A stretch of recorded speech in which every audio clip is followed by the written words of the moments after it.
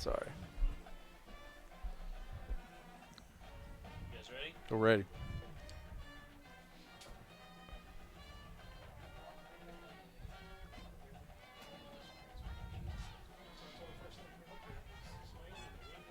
Well, good evening. Welcome to Ft.Thomas Highlands tonight here as the Bluebirds entertain the Knights of Lexington Catholic here at David Cecil Memorial Stadium.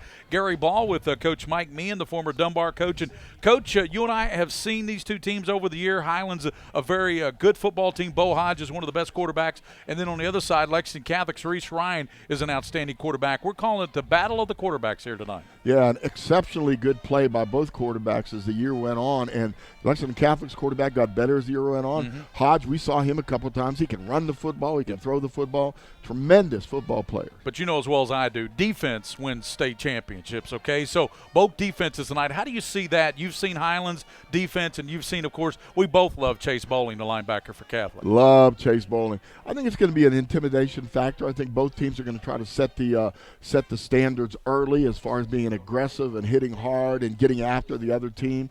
But I've been very disappointed this year, Gary, in defenses and all along the line. And just about every game we've seen, we're looking for someone to stand up and really play good D tonight. So we're at Ft.Thomas, Kentucky tonight, the home of the Bluebirds of Ft.Thomas Highlands, 22 state titles. When we come back, we're going to be joined by one of the staples, Dale Mueller, of course, great coach here at Highlands. He won a ton of state championships. We'll talk to him and get his thoughts. It is Ft.Thomas Highlands and Lexington Catholic here. We'll return on PrepSpin, and we'll talk to Dale Mueller from Ft.Thomas Highlands.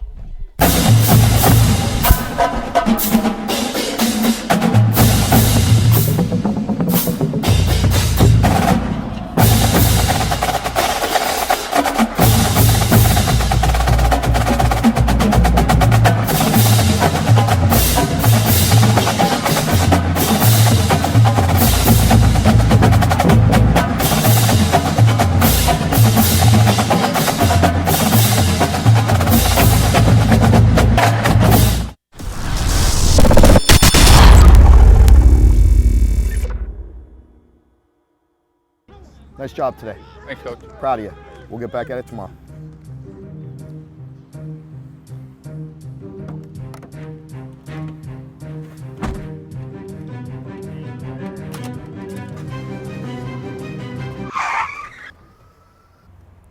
If we lose focus on the field, it could cost us a penalty or even the game. If you lose focus behind the wheel by texting and driving, it costs you a fine or worse, your life. Big Blue Nation, don't text and drive.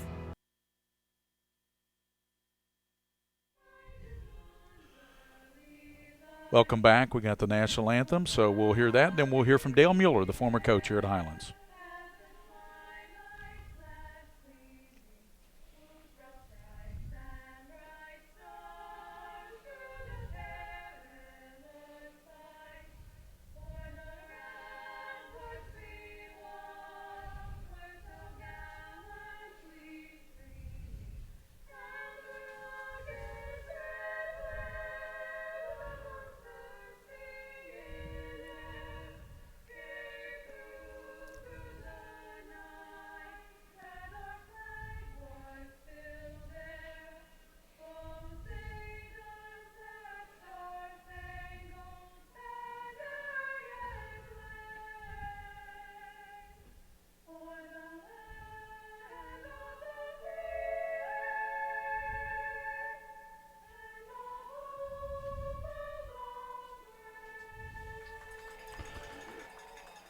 Good job by the choir here. Looked like a chorus of some time. Dale, can you tell us that was a good group? Are they from here at Ft.Thomas? Yes, those are senior girls in our choir. Gotcha. Great job. Dale Mueller joins us, and we are here at Ft.Thomas Highlands, David Cecil Memorial Stadium. And Coach, Highlands this year, I know you've missed the camaraderie with the guides and so forth. What have you missed most? I know you're still the athletic director and involved here. What have you missed most about Ft.Thomas Highlands? Well, that's it. I mean, being a part of the team, getting to know the guys, being involved in their lives. I think high school coaches have such a big impact on young guys' lives. You can say things to them that maybe even their parents aren't able to say to them. And so that's really what I miss, being a part of young guys' lives. And you had some battles. I know when you came down to Lexington Catholic a couple of times, you and I talked, and you had some battles with this Lexington Catholic team. It's become a great rivalry, but the landscape really changes next year with Highlands bumping up to 5A and Lexington Catholic dropping all the way down to 3A. Yeah, well, Lexington Catholic will be, they will be tough in whatever class they're in. They're a great football team. They're so well coached. Their guys are so disciplined. They're just going to be a good football team in any class. And folks, listen, watching this game live in Lexington on PrepSpin, they don't realize Brian Reinwick played at Highlands. He coached with you for a long time, so he knew the Dale Mueller system. And, Bo Hodge, it seems like you manufacture quarterbacks here at the Highlands. I mean, you've had so many good ones. And, of course, the kid Reese Ryan at Catholic's an awful good quarterback. But Brian Reinwick, they kind of really didn't miss a beat with you retiring as the coach, did they? Oh, no, not in the least. Actually, I think they've improved with Brian taking over. Brian has coached with me for 19 years. Right. For most all that time, he was a defensive coordinator. I've really called him the co-head coach the last couple of years. I always said that each year I made about 30% of the decisions. Brian made about 50% of the decisions, and the rest of the coaches made about 20%. Gotcha. Well, you look at Highlands this year, and you've seen them obviously a number of times. We saw them earlier against Bryan Station. Very impressed with their offense, particularly Bo Hodge, because Venom in the receiver to me is as good as you'll find at the high school level, number 6. And then you got good running backs in Earledge, and also I believe it's Nick Kendall, and Watson. So you really and that's kind of what you built your Highlands teams around. Well, they've just got a lot of good football players. Yep. One thing that we've really tried to do is get guys out for the team. Yep. We really feel that being a high school football player, it's a great experience, and so we try to get as many guys as we can to have that experience. So this year, we had 98 guys on the varsity football team. Sophomore, juniors, and seniors, there were 98 guys. So there's just a lot of guys that can play, and we completely two platoons. So a guy's either an offensive player or a defensive player. So if you come out for the Highlands football team, you're going to get on the field. Right. So a lot of guys play, a lot of guys get a lot of reps, and they're ready to play. And I noticed there's some work going over here to our left from the press box. Is that a new indoor facility you're building over there for the complex? Yes. We actually just across the field, we just converted our old small gym into a health and wellness center. That's a real state-of-the-art facility. And then down on our old practice field, we're building a field house, which is going to have even a more state-of-the-art free weight facility, and then an indoor field house, and then also some other rooms where teams can practice, dance team can practice. In the field house, we're going to have batting cages for our baseball and softball team. It's really going to be a great improvement to our facility. You've had Gino Gadula, you've had Jared Lorenzen. I mean, the list is just unbelievable. Patrick Tolles, a starting quarterback at Kentucky now, and now Bo Hodge. How does he figure in all that from Dale Mueller's perspective? He's obviously as good as they come. Oh yeah, he is super. I always say who's playing right now is the best there is. That's right. And I always say this team's the best ever. But you aren't going to find a better quarterback than Bo Hodge. Last week he made a run against Lexington Catholic that was the #1 play on ESPN on Saturday. Right. And it was. I've never seen a guy run like that. He makes such great decisions.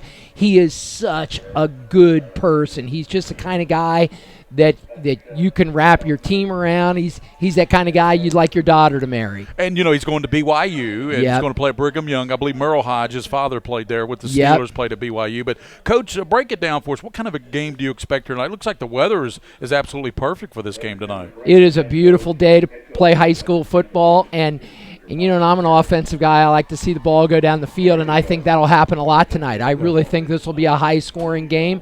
I think both offenses will be difficult to slow down, and I could see this being a game where there's 80 points scored. Right. Well, you did a great job when you were the coach here at Highlands. You did a great job when you were the head coach over at Withrow High School. Well, thank you. That's how far you and I go back. I know. You remember those days? I'm like, Heck that was 30 years ago. Yep. So, but we appreciate your time. Look forward to a good game. And Dale, we always enjoy talking to you. Well, thank you. I really appreciate what you've done for high school sports. You've really promoted high school sports for years, and that's what it's all about. these guys having a great experience, and I think they and their families and the people of Kentucky really appreciate you guys doing such a great job of covering high school sports. Thank you, Coach. We appreciate those kind words. You're welcome. Dale Mueller, the former head coach, the athletic director here at Ft.Thomas Highlands, thanks to him very much for his time. We're about 5 minutes away from the kickoff here tonight with William Warfield, our producer, here on PrepSpin. Gary Ball with Coach Mike Meehan. Mike Fields is up here in the press box with us. We got a full house up here. It's going to be a great game. You heard Coach Mueller there. He said, I expect a lot of offensive production here tonight from both teams. Yeah, I think that's what's going to happen. We've been surprised before. But when the weather gets cold, sometimes the defenses step up. The ball's a little slick. Turnovers will make a difference. But I'm just looking forward to a great game. We have a tremendous view from up here. We do. William Warfield's got things set up perfectly, a great view of everything. Man, it's going to be a good one, Gary Ball. And we appreciate Dale Mueller. He's a great guy. I've known Dale for a long time. He back to his Cincinnati Withrow days when he coached over there. He won 11 state titles here at Highlands, and he had some great teams here. And by the way, if you're wondering, the guy we just talked to, former captain here at Highlands on a state championship team. So he's a guy who played here, captained the state championship team, and then came back to head coach him to 11 state titles. Yeah, right. And when he walked in the press box, I shook his hand, and the only other times I shook his hand is when he beat me when I was coaching against him. So there you see the captains. That is Lexington Catholic in the white and Highlands in their traditional blue uniforms with the blue H on the helmets. And we've got a super matchup here tonight. Well, we're going to step out. When we come back, we're going to give you the starting lineups and the kickoff here tonight from David Cecil Memorial Stadium here on the campus of Ft.Thomas Highlands High School. It is the 4A state semifinal game between the Bluebirds and the Knights of Lexington Catholic. We'll come back to this and give you the starting lineups.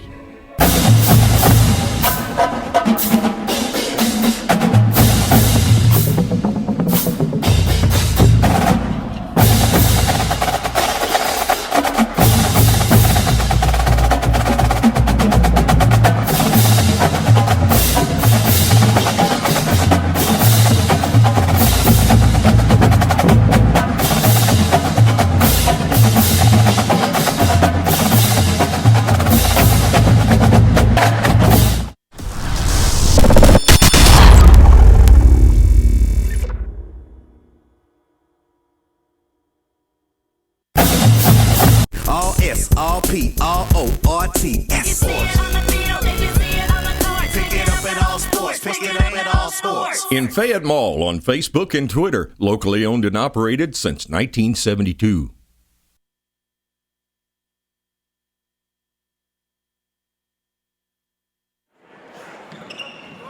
This may sound like a typical high school basketball game being played on a Friday night in Kentucky. In fact, it's a crash course in cooperation and teamwork. It's a test of dedication, determination, and drive. It's character development in action. If you think high school sports are only about competition, think about this. High school sports can play a critical role in a student's overall education. In fact, studies show that students who participate in school sports are more likely to enjoy greater levels of achievement in their academic lives. At the same time, playing sports helps teach lessons not covered in the classroom. Lessons like tolerance, respect for the rules, and the importance of supporting your community. High school sports, a winning part of a complete education. This message presented by the Kentucky High School Athletic Association and the Kentucky High School Athletic Directors Association. Welcome back to David Cecil Memorial Stadium. Gary Ball, Mike Meehan, William Warfield. Thanks to Dale Mueller, the former Highlands coach, for joining us here in the pregame. Let's take a look at the starting lineups for the Knights of Lexington Catholic. Cameron Bailey will be your center. It will be Lark Wetcher at a guard along with Noah Tabridi, and then in the tackles will be Colin Carpenter and Woodford Langford. In the backfield, Reese Ryan is your 6'2 senior quarterback. You've got receivers J.J. Ogbugu, Andy Thompson, Donovan Morris, and your running back will be Jalen Jones. And Catholic, by the way, will take the ball to start the game, Coach, and we'll set the defense for you for Ft.Thomas Highlands. And Jared Doherty, number 10, has it teed up there for the Bluebirds of Highlands, and they will be kicking as we look down here from the press box left to right. And you know, William and Mike, what we're going to see number 2 back there, the deuce on the loose, Andy Thompson. Andy Thompson with speed, the burn, a great, has tremendous vision of the field when he runs these kicks back. And Highlands up front, they got Tyler Robinson, John Abner, Brevard plays up there as well with Daniel Kramer. Lindemann will see him as well. Brady Murray, Rocco Pengallo. It'll be Patrick Schoaf and Ben Ziegler, linebackers. In the secondary, Austin Beal. You also got Grayson Heck back there with Andrew Abner and Kyle Martin. As Doherty's got it teed up, waiting for the officials here, and we're just about set for the 4A semifinal game here tonight at Ft.Thomas Highlands, David Cecil Memorial Stadium. It's going to be a good one.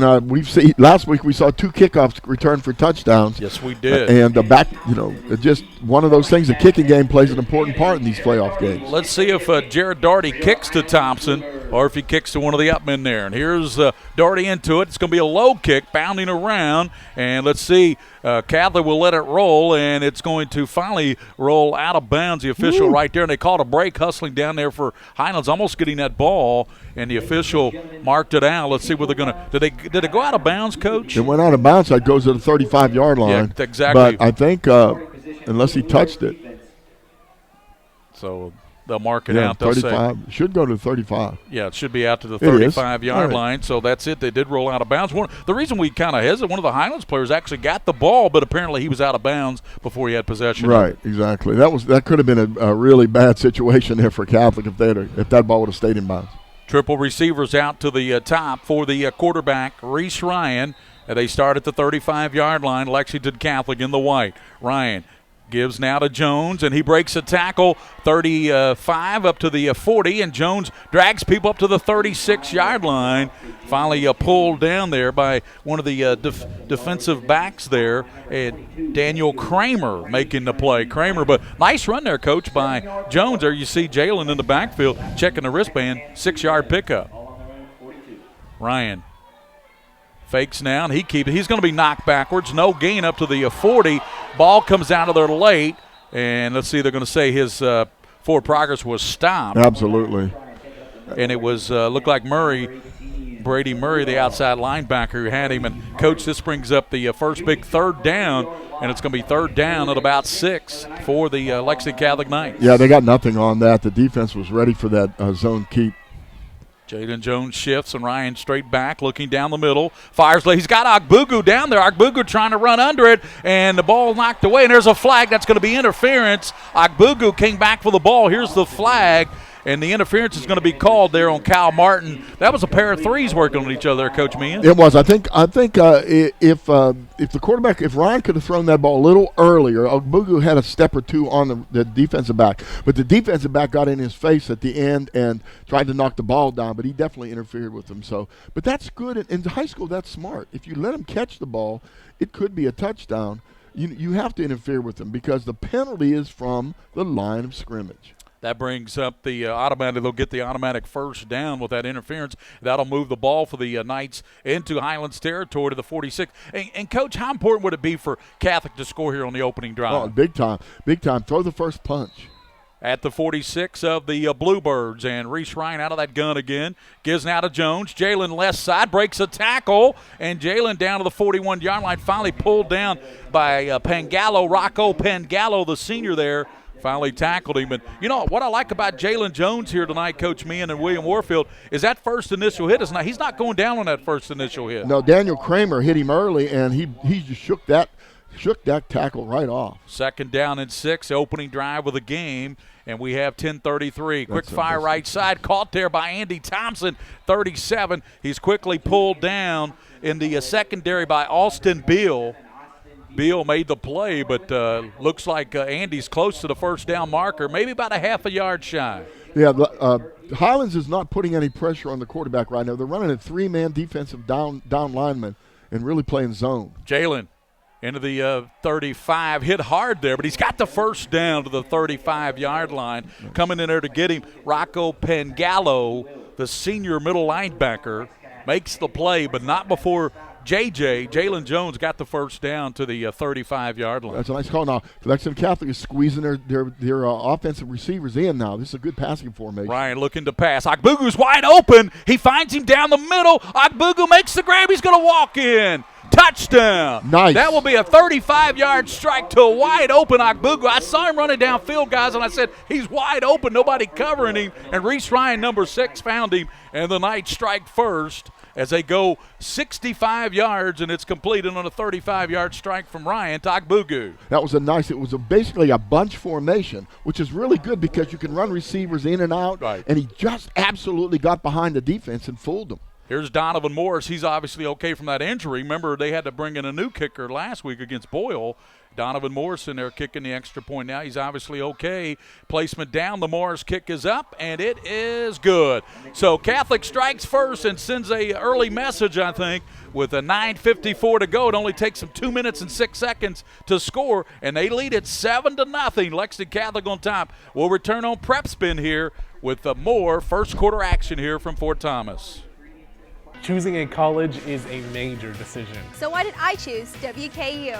Because at WKU, professors are experts in their field. I'm encouraged to study abroad And make the whole world my classroom. And where I get real-world experience. Doing exactly what I want to do. And where I have all the tools I need to prepare for a successful future. It's all within my reach at Western Kentucky University.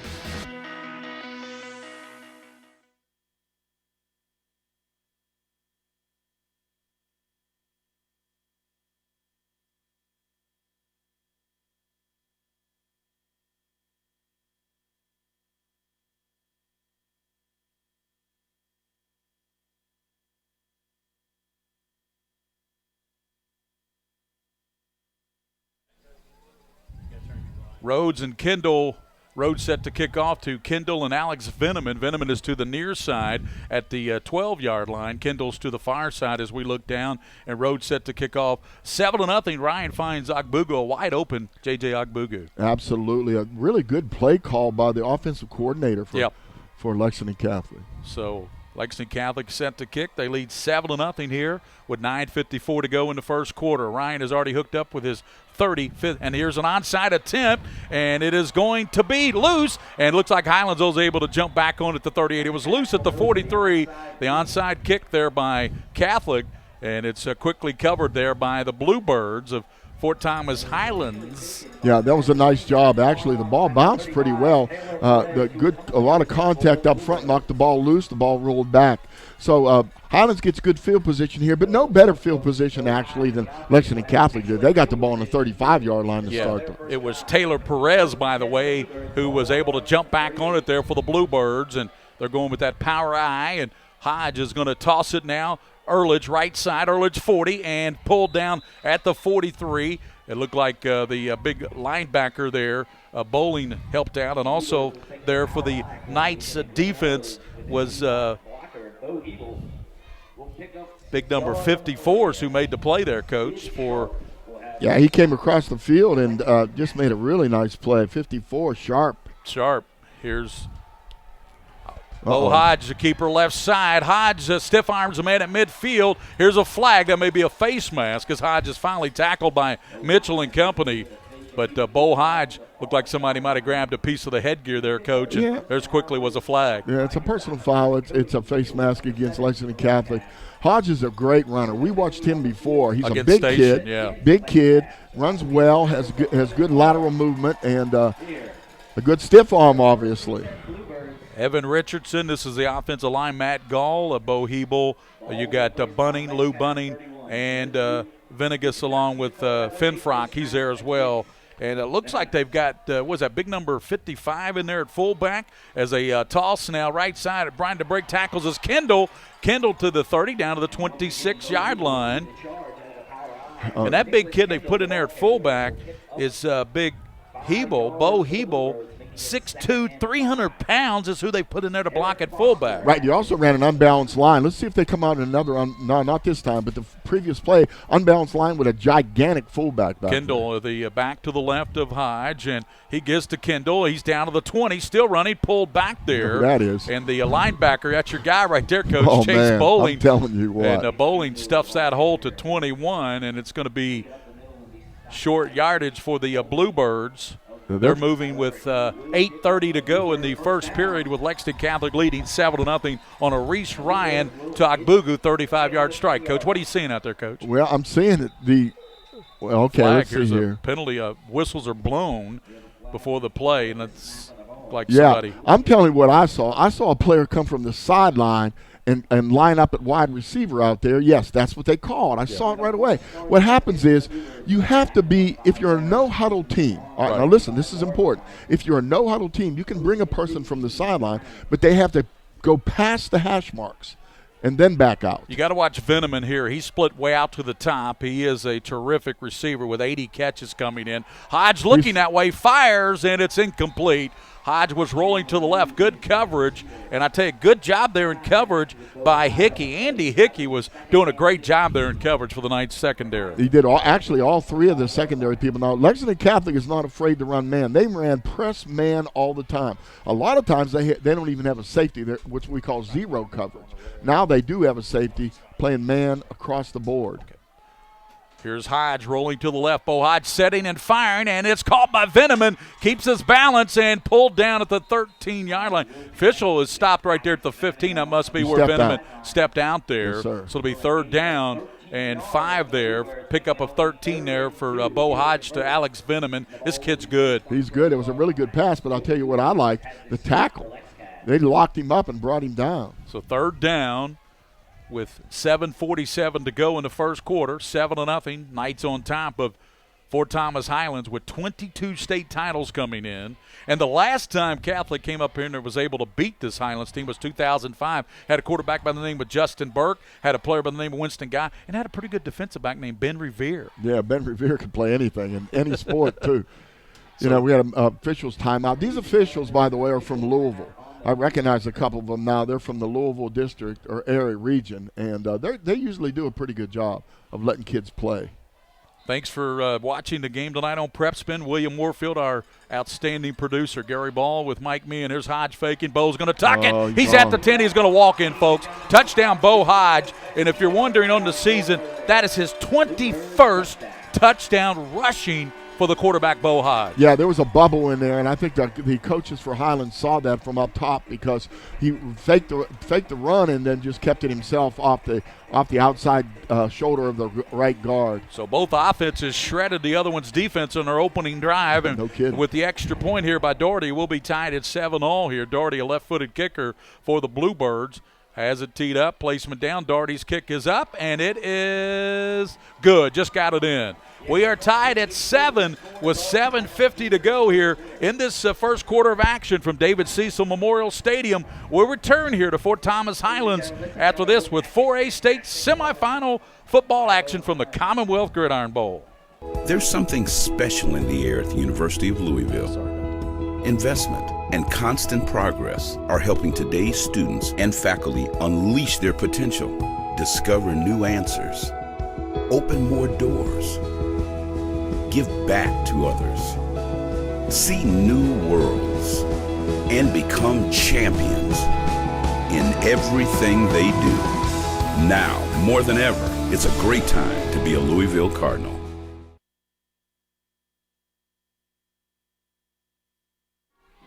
Gary Ball, Mike Meehan with William Warfield back here in the press box at David Cecil Memorial Stadium. Thanks to Dale Mueller for taking out his time and joining us on the pregame, Coach. Yeah, that was really nice. It's good to get those people that are really special to high school football. Doherty's kick, another low kick, scooped up there by the up man 35, up near the 40, and that's going to be O'Neal. And he's still on his feet, finally up to the 43-yard line on the return there by Connor O'Neal. So, that's a good job by Catholic to put some guys with great hands like O'Neal in those up-men positions because a lot of times they're going to return the ball tonight. That's really smart, actually. And, again, Highlands defensive players were trying to pull the ball out of his hand instead of tackling him, and he got an extra 6-7 yards on it. Absolutely. So Catholic will start at the 43. Their last series started at the 35, capped off by Reese Ryan, Dogbugu 35-yard strike.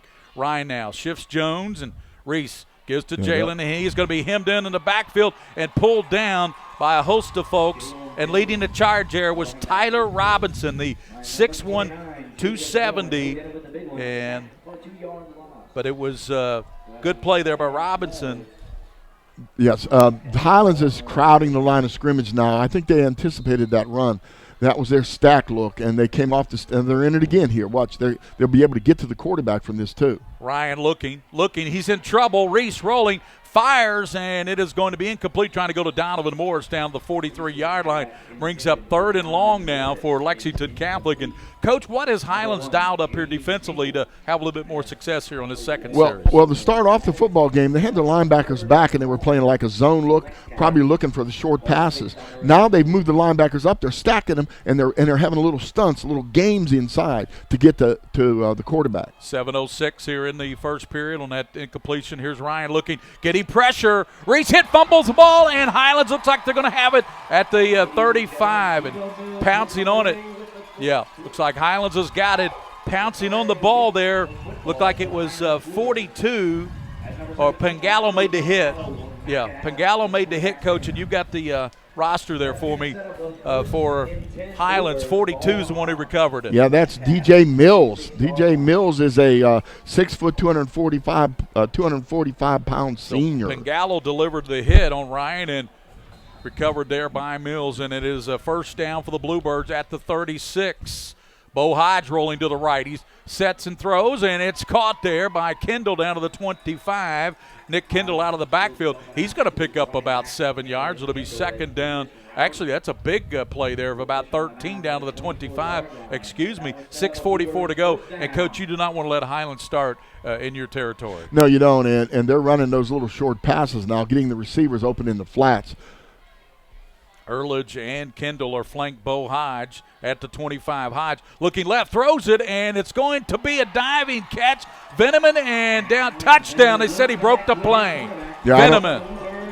I think if we had replay, you would see that he wasn't in. He'd had the ball on about the 1 foot line. But that's okay. I mean, that was an excellent throw. Veneman all year long has been making those kind of catches, well, too. He's made 22 touchdown catches for number 6, That's Alex pretty Veneman. darn good, but you have to have somebody delivering the ball to you, and Hodge is doing a great job of throwing that ball out there. So Ft.Thomas Highlands with 13 unanswered after Catholic jumped out to 7-0. Here's a Doherty extra point. Kick is up, and it's good. So Jared Doherty makes it Highlands 14, Lexington Catholic 7 with 6:31 to go in the first period of action here from David Cecil Memorial Stadium. We'll return here on PrepSpin with more action of the 4A state semifinals between Highlands and Lexington Catholic. I know you young people said to yourselves, This is too I easy, am guys. going to live a purposeful life. And I say to you, during your 4 years of college is a time to enlarge your souls. And the way to enlarge your lives is to so broadcast your life into the lives of others that it will return to you 100-fold.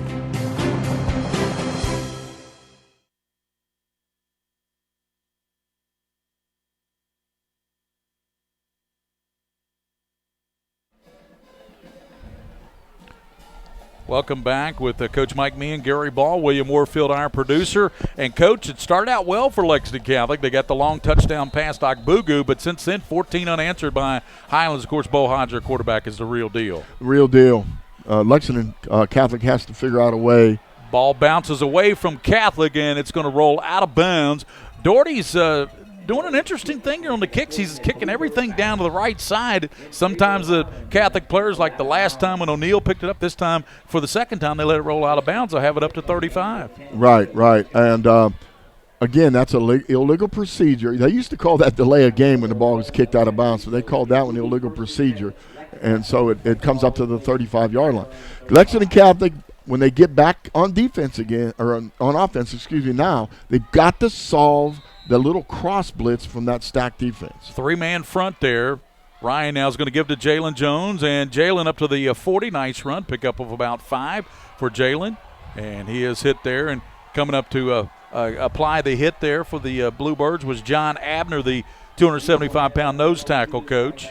Right, and I think the fans were kind of upset because of a block downfield, a tremendous block downfield, a little bit late maybe by Dominic Castle. Winner heads of the state championship. Here's a quick pass to Akbugu, and he is going to be thrown back there. Let's see where they mark him at. The 43, short of the first down. In coverage back there was Kyle Martin, the free safety And that'll bring up 3rd and short now. You know, when Agbugu caught the ball, he was at the 45, but he ran back the wrong way after he caught it. Well, he took a couple steps, but the defensive player threw him back there. I don't see how they could make that call. Yeah, that's not a kind mark, was it? There's your trips out there again. 5:32 to go in the first period, 14-7.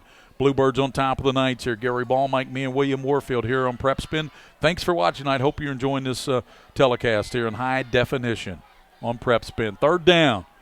See what Ryan does here. Long count. He's trying to draw him offside. It didn't work. Reese fires right side. It's caught, and that will be Thompson, and he's got the first down. Not a great mark, but he still got him about a half a yard. He actually should have been up to about the 46. The official marks it right above the 45. It will be a first down. Will be a first down. I think he took a step backwards, too, so they probably took that step from him. Again, Highlands has gone back to their 3 down linemen. Linebackers backed off look. They're out of their blitzing look now. Here's Reese Ryan with Jones back there. Fires right side, and a receiver going down there, and the ball's tipped away as it caught there. The official right there saying nope. He did not come up with it. Lexington Catholic thought he had the ball. Connor O'Neill, he called it on the old tip drill, but you know what? From up here, looked like he might have been out of bounds. I think he was out of bounds. What happened was he bobbled it as he stepped out. But that was a questionable defensive play, too. That could have easily been called interference. It is the state semifinals in 4A. And, Coach, how about that other bracket? Mike Fields is going to update us on some other scores we get throughout the game. But here's our blitz. Here is Ryan. 2nd down. Look, firing left side and throws it way over the head of Agbugu that time. Incomplete. Gary, what's happening is they're basically jumping into a different defense with that little stack look, and they're running a little game off the tackle and the linebacker. And when I think Ryan sees that, he gets a little bit nervous. His feet get a little bit hot back there. Happy feet, are you saying? Yeah, a little bit when 3rd he sees down. that defense. 3rd down and 10 at the 45 for the Knights. Ryan getting pressure. Ryan, and he's pulled down at the 30-yard line. That's a 15-yard loss. And, Coach, it was 42 making the play there, Coach. He's made a couple of nice plays for the Bluebirds. I believe that's the Hines kid, isn't it? That's Mills again. That's Mills. DJ Mills, 6 foot, 245-pound 10th grader. So Griggs set the punt. Back for Highlands to return the punts. They have Beal back there, and here's the punt. It will bounce at the 45, and that's where Catholic will touch it down. No return at the 45-yard line. So I tell you, Highlands switching up their defenses really, Coach Meehan, has caused a lot of problems for the Knights. It's given the offensive line and Reese Ryan some problems. But, again, the object when you see that type of thing is delay your count, so that those linebackers have to sit for a second and then release the ball and throw those short patterns underneath. Although I do believe he had receivers open, he's got to pull the trigger. Trust his receivers. Go ahead and pull the trigger on that bad boy. 4 minutes to go, first quarter action with Highlands leading. Inside handoff to Ehrlich. He's hit back but bounces off of it, but he will not. He'll go down on a good tackle there. And a nice play turned in there by the Knights defense. It was Austin Pedroshi, 43, making the play. But Chase Bowling hit him hard. Yeah, Bowling hit him hard. Right in the mouth. So pick up a 4 at the midfield stripe, 2nd down.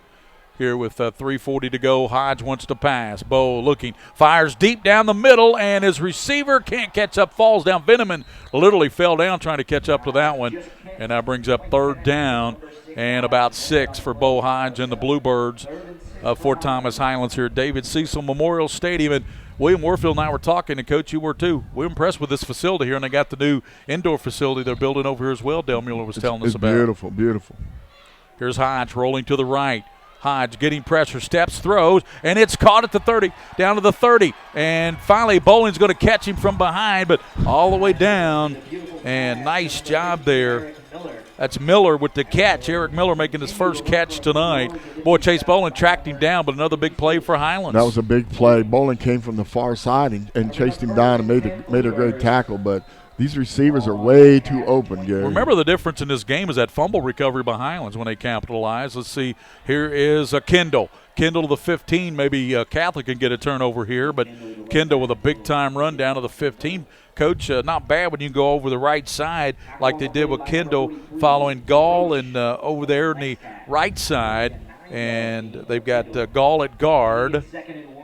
And here's upended is Kendall, and making the play there for is Braxton Couch upended him, but a first down for Highlands. Highlands, the Evan Richardson, number 74, a senior, junior, he is doing a tremendous job at blocking from the center position. 14-7.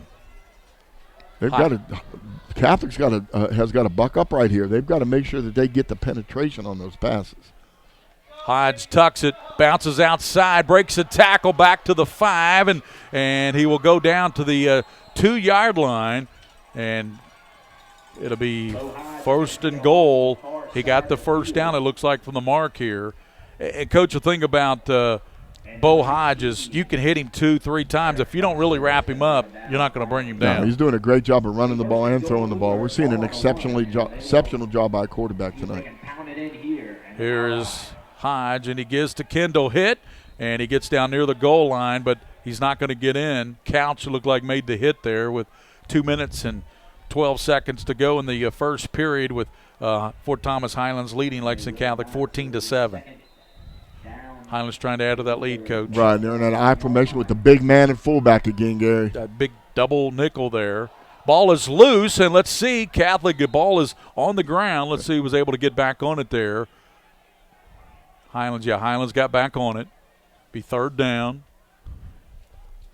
And that might have been the big fella coming back up. 50, who was it, William? 50 recovered it there for the Birds, and that's Lou Bunning. Yeah, one of the running backs, Nick Kendall for Highlands, just left the game limping a little bit. Yeah, so he got hit. Remember, he got hit going into that one shot. He got hit down in the knees. Here is Hodge, third down. Ehrlich to his left, and Hodge is going to roll it, take it in himself. He stuck it in the belly of Ehrlich, pulled it back, and ran in for another touchdown for Bo Hodge. And just like that, it's the Bluebirds 20, the Knights 7. 20-7, and that's way too quickly. We're still in the first quarter here with 1 minute 19 seconds to go.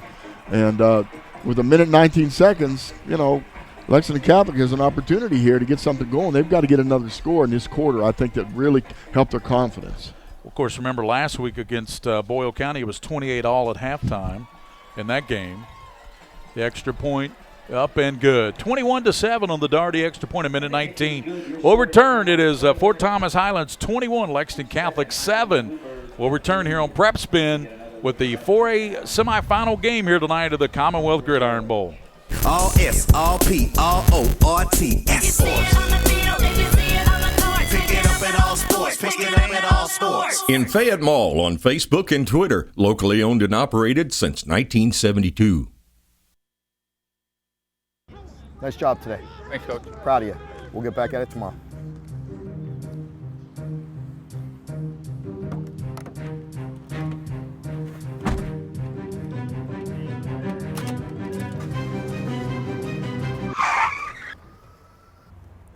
If we lose focus on the field, it could cost us a penalty or even the game. If you lose focus behind the wheel by texting and driving, it costs you a fine or worse, your life. Big Blue Nation, don't text and drive.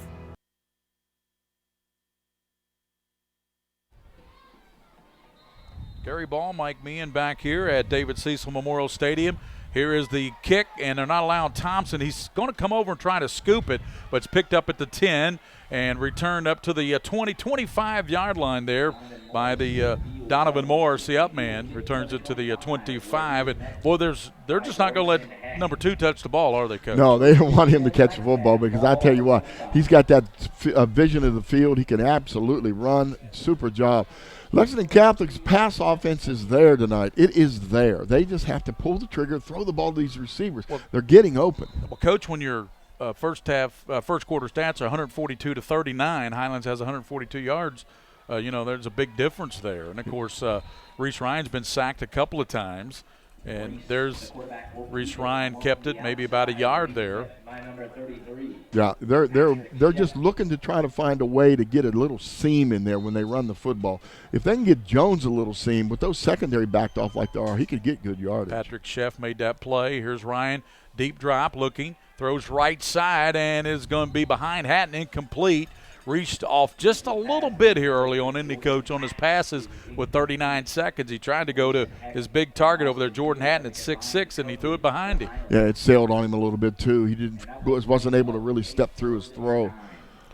3rd down and 9 with 39 seconds here in the first quarter. If you're just tuning into the HD broadcast here on PrepSpin, it's 21-7. Highlands after Catholic jumped out 7-0. Here's Ryan throwing downfield. He's got a receiver, and it is going to be Thompson with a great catch. Awesome What a catch by Thompson. How'd he hold on to that football? He got hit pretty hard, I think, by number 27, I believe, and could have knocked that ball loose, but he held on to the football, even though I'll tell you what, Austin Beal just really hit him hard, Gary, but he held on to that ball. What a catch by Andy Thompson. 1st down to the 43. Here's a switch and a reverse to Ogbugu. He's got some blockers. Ogbugu to the 35. Ogbugu down near the 30, and he's finally pulled down near the 30-yard line. That's a nice play. For a minute, Coach, I thought Ogbugu was going to throw it, and I'd say that'd be a first. Yeah, it looked like one of those type of plays that are a flea flicker pass, but it was run all the way. He had blockers pulled out in front of him. In fact, the quarterback, Ryan, was blocking for him. He picked up about 12 yards, 1st down to the 31, late here in the first quarter. Ryan gives now to Jones, upended on a great tackle there. Jalen upended, and making that play was Brady Murray, the 5'10", 190-pound senior, and that's a nice tackle there by Brady Murray. Yeah, he actually, that was an excellent play right at the end of the quarter. We come back for the second quarter, and Catholic will have it deep in Highlands territory. They have 2nd down and long. It's 21-7. Ft.Thomas Highlands leading Lexington Catholic. We'll return here on PrepSpin with William Warfield on the Commonwealth Gridiron Bowl 4A state semifinals.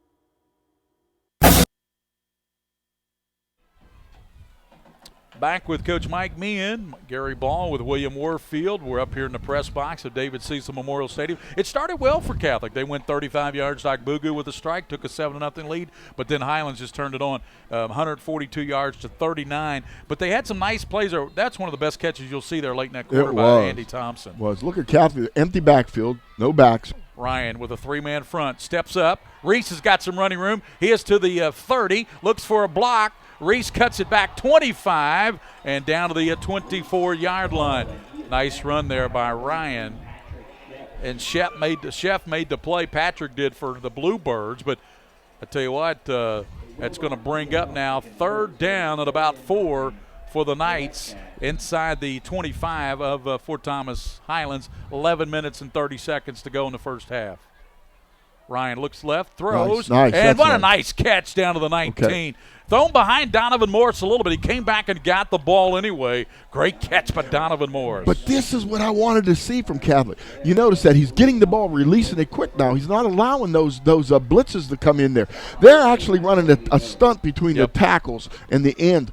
But, again, get the ball in your hands, get rid of it quickly to those receivers. 1st down on a great catch by Donovan Morris. And somebody moved, and Highlands pointing toward the line there of the Knights, so that may cost them 5 yards, and it will let them move them back to the 24-yard line. Coach, if you're Mark Perry, you and I were talking to Coach Perry down on the field, and he kind of expected a shootout here tonight, didn't he? Yeah, he did. He actually did expect a shootout. He's waiting for one of the defenses to step up. Now, Catholic's defense has to step up and make a stop here the next time Highlands has Well, they got to football. Score here first. I mean, you're down. They're moving the ball. I've got confidence in them. And here is fake now to Jones. Quick pass out to Morris. Scoops it up. Looks for a block. He's to the 15. Donovan cuts it back and has his feet cut out from under him at about the 11-yard line. What a nice job on a 14-yard pickup, Coach Meehan. That's a nice job. All of a sudden, Donovan Morris with a great catch has become a big target here. He's big card. Get out in a little screen pass, a little flare screen, and a nice job. Catholic needing a score here, down a couple. They give now to Jalen. JJ bouncing outside. He's hemmed in and knocked out at about the 10-yard line. He's close to the first down marker. I think he's got it, Coach, from our angle, which is off to the right. Yeah. I think he's got the first down. He does. They gave it to him. It's a good call, Gary. Actually, they ran a little sweep. It's tough to get outside Highlands because they pursue down the line of scrimmage so fast. What I'm seeing now is they are ignoring the quarterback on the run. They're ignoring Reese Ryan. Reese Ryan will carry the football. He's not a bad runner. Well, Bo Hodge has already rushed for a couple of TDs tonight for the Bluebirds.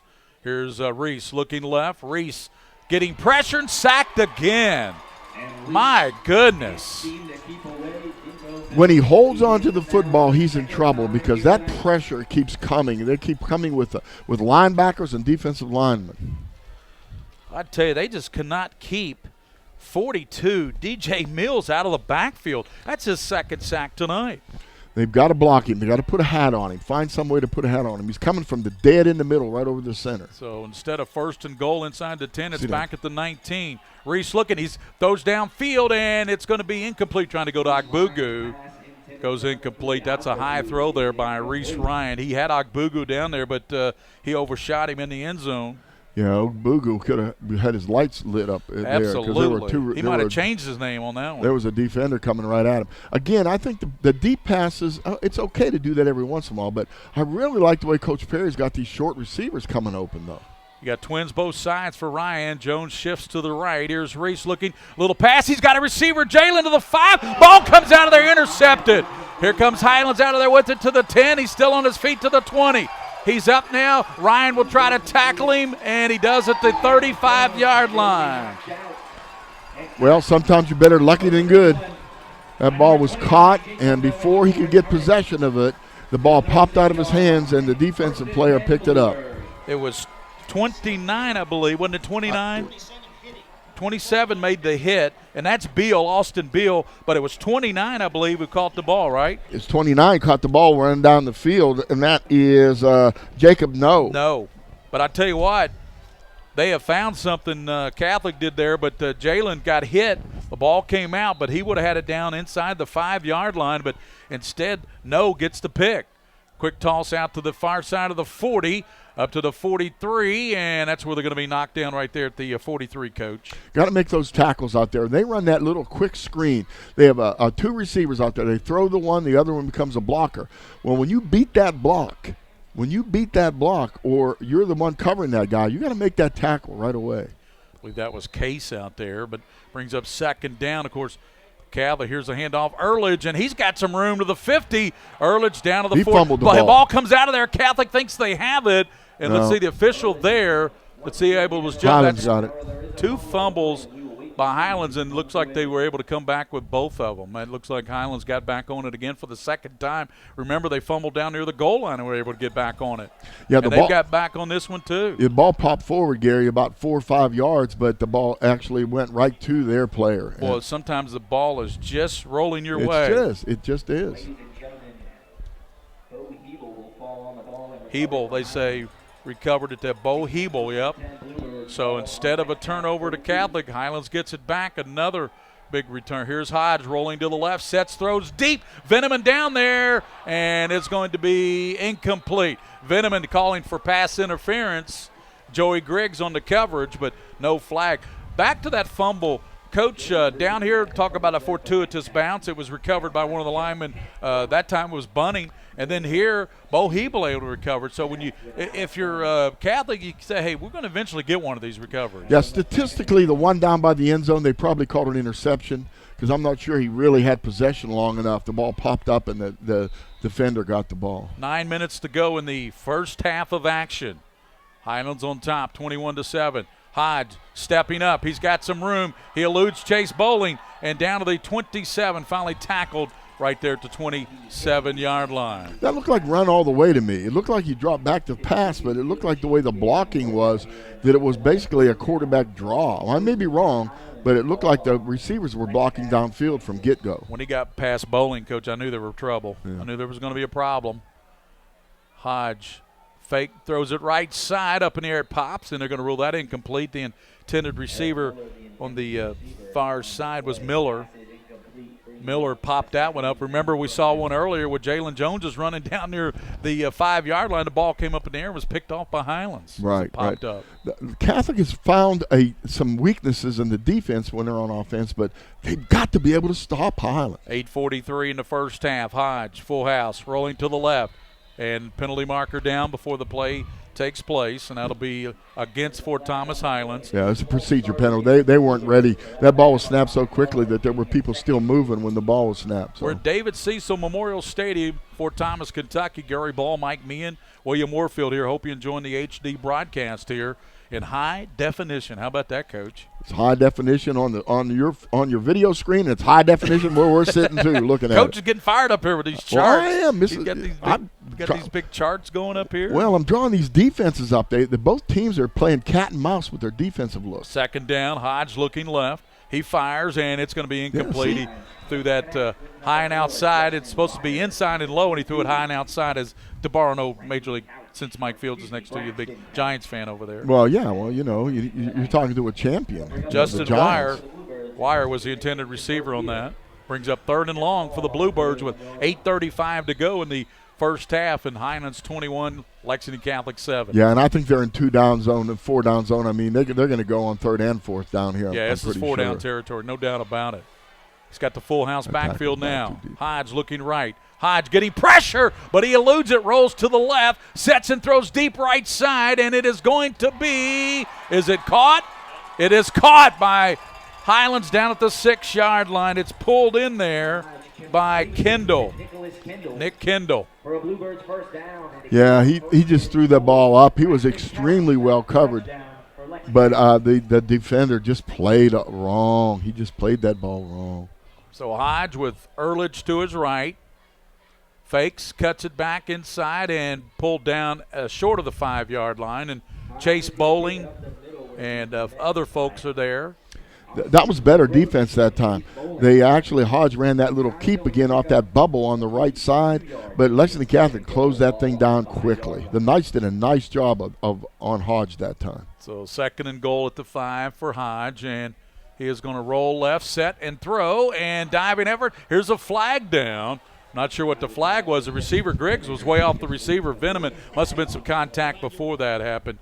So there must have been some contact before the ball came there because the flag does. And Hodge reacting like it's against Highlands, so maybe there was push off against the offense. Yes, offensive interference. Offensive interference that time. All you got to do sometimes is watch the quarterback of the offensive team because he's generally going to tell you what that penalty is. Yeah. Bo Hodge went, like that, like he was really disgusted. Yeah, he was. He didn't like that. But again, that big play to get down there for first down, Lexington Catholic had him 3rd and long, and they got the big play.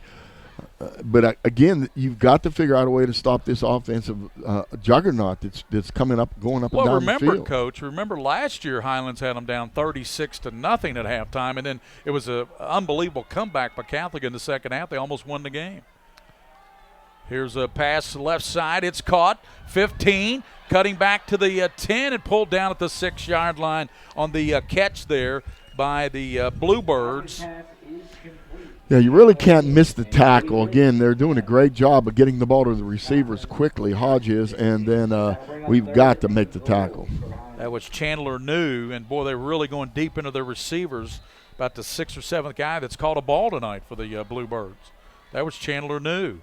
Here's Hodge rolling to the right. He can run it in. Cuts it back and leaps in for the touchdown. 6-yard TD run by Hodge, and it is Highlands 27, Lexington Catholic 7. That was a nice job, really. When he makes the corner, he's a runner. He's no longer a quarterback. He's an excellent runner. And if he gets the edge like that, if you don't set the edge against him, he's going to take it in himself. Bo Hodge, he's a Brigham Young commit. He committed to BYU last week. His father, Merle Hodge, a former Steeler, played there. And he makes it 27-7. Here's a darty kick up. It's good. 7:19 to go, first half. It's Ft.Thomas Highlands 28, Lexington Catholic 7. We'll return here to David Cecil Memorial Stadium on the campus of Ft.Thomas Highlands after this on PrepSpin. Hey, great party. Oh, thanks. Here you go. 1 hamburger, medium well. This is well done. No. That's medium well. What? Are you calling me a liar? This thing is practically burned. That's it. You're not gonna come to my house and tell me how to cook a hamburger. I don't really better. You wouldn't do it there. Gotta be crazy. So don't do it here. Sportsmanship. It's up to you. All S, all P, all O, R T, S Sports. Pick it up at all sports. Pick it up at all sports. In Fayette Mall on Facebook and Twitter, locally owned and operated since 1972. I want to thank Edward Jones Financial. Steve Robertson, your local Edward Jones advisor there in Hamburg. Steve Robertson Financial, Edward Jones, proud to sponsor. Coach Highlands right now, Catholic not able to slow down this offensive Highlands juggernaut. Short kick. Andy Thompson comes up at the 25. He's up to the 30. He's 35. Nice. 40 up to the 45. That's why they didn't let number 2 return the ball much here tonight, because he took a 100 yards last week against Boyle, and that time he returns it up to the 45. Great return there by AT, Andy Thompson. Andy Thompson is one of the better returners I've seen. He just knows how to pick and choose his holes. He's just really good. Nimble in there, and he's a natural at that. So here come the Knights at the 45-yard line in the white, Highlands in the blue. Bluebirds and the Knights, 7:12 to go. First half, 28-7. Highlands on top. Here's Reese Ryan out of that gun. Ryan looking down the middle, fires it deep down the left side. He's got a receiver down there, and it goes through the hands of Akbugu down inside the 10. And JJ thinks, man, I should have had that one. And he probably should have. From up here, it looked like it was a well-thrown ball by R-Squared. Yeah, that was a nice job by Reese Ryan. Super job of throwing the ball. He kind of led him exactly correct. Number 3, who was covering at that time, just really didn't do a very good job of keeping up with him, but at Kyle the end, Martin, who's a senior, by the way. Martin's a senior. Here's Ryan. Quick flare out to like Donovan that. Morse, looking at the 50, and Morse going to be pulled down up near the midfield stripe, and a good play there. Well, I tell you, the thing about Highlands is they'll tackle you. That tackle was made by Austin Beal. Yeah, Austin Beal made a great job there, because it was an excellent play. They ran that little quick screen, and they do it really well. Remember last week, Highlands was all over Covenant Catholic like a cheap Persian rug, and then Cov Cath came back in the second half and almost won the game. It was 37-34. Here's a deep throw, getting down there, Mars, and he overshoots him. Ryan overshoots him down inside the 10-yard line, brings up 4th down. And Reese, I tell you what, he's got some receivers getting behind the Highlands secondary, but Reese is a little bit off the mark tonight so far. Yeah, he's doing a really good job of recognizing the receiver that's open, but he's just overthrowing them. 226 yards tonight for Highlands. Lex Cath just 100 yards tonight passing. 226 to 100, Coach. Here's Reese looking left, throws it down to the 40, and running down to the 35-yard line on a nice job there on a nice catch. That was one of the backup for Lexington Catholic. That was Chris Thompson. Thompson making his first catch tonight. Yeah, nice job by Thompson. This is the kind of pass offense that Coach Perry's known for. So down to the 35, Ryan looking left, now looks back, sets a pass right side. He's got Jalen. He's got a blocker out in front of him. Jalen trying to tightrope the sideline, but goes out of bounds, 26-yard line. Yeah, the 12th man got him, Gary. Yep. He had Cameron Bailey out there pulling from his spot, but Jalen couldn't stay in bounds, could he, Coach? They got him for sure. 6:14 to go, first half. Well, how big would it be for the Knights to get a touchdown here? Of course, remember it looked like earlier they were going to have the score, and Jalen Jones down at the 5, ball pops up, and it's picked off by Highlands on the old tip drill. On the old tip drill, and exactly. I'm still waiting to see what the statistics are on that, whether they called that a fumble or an interception. I would have called it an interception. Yeah, I think I would have too. So Ryan, he has got triple receivers to the bottom for Lexington Catholic. Lone receiver Akbugu out to the top. Way out to the top, too. Way out there, and he's almost to the library out there. Safety's in the middle of the field. This is a good. Ryan looking, pump fakes. Reese looking. He's going to tuck it, and Reese is going to run it out. Let's see, about the 20-yard line. And hustling over there, making the play was Kramer, Daniel Kramer, number 22, the defensive end, making the play there. But not before Reese got about 5 yards. He got a good job, really, and he's smart to run out of bounds. I mean, they really don't need him hit very often. Down to 6:08 to go. Second down and 5 at the 21. Jones shifts to the right. Reese is going to give it to Jalen, trying to dance back inside, not going anywhere. Making the play there is the big defensive lineman. That is Robinson, Tyler, 270 pounds, making the play. You know, there's a lot of pressure on Kyle Martin, the defensive back, the corner for Highlands. He's out there one-on-one on Ogbugu a lot of times. And, I mean, they'll isolate Ogbugu completely on the other side of the field from the trips formations. Trips out to the top, 3rd down, and we're going to have a timeout called. And the timeout's taken by Highlands with 5:37 here. 5:37 in the first half with the Bluebirds leading 28-7 here at David Cecil Memorial Stadium in Fort Thomas. 28-7. And Coach, at halftime, we'll try to get some scores from around the state. And Dave Gaduli, I think, may join us.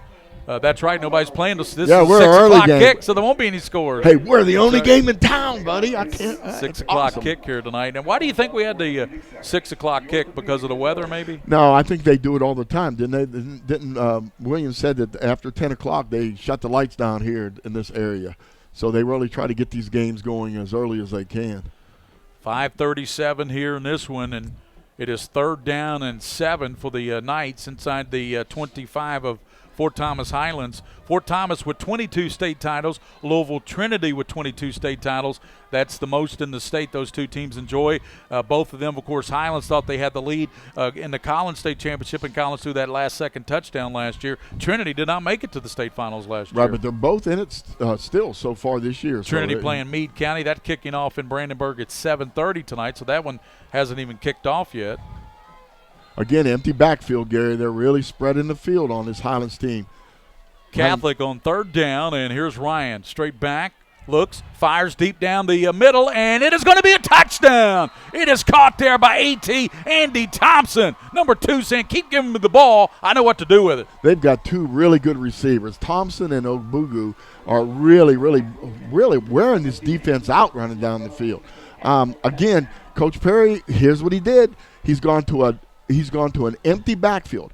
As long as he goes to empty, what we call empty, they cannot run those blitzes inside with those stacked linebackers. Those linebackers have to go step out and cover the backs that are out there in the slots. Got the old swing and gate going here, Coach. Yep, the old swing and gate, but they're going to swing it closed right now. Swing it back, aren't they? They're going to swing it back in there. And let's see, the Donovan Morris will try to make it a 28-14 ball game. Still a lot of time for Bo Hodge and company with his feet.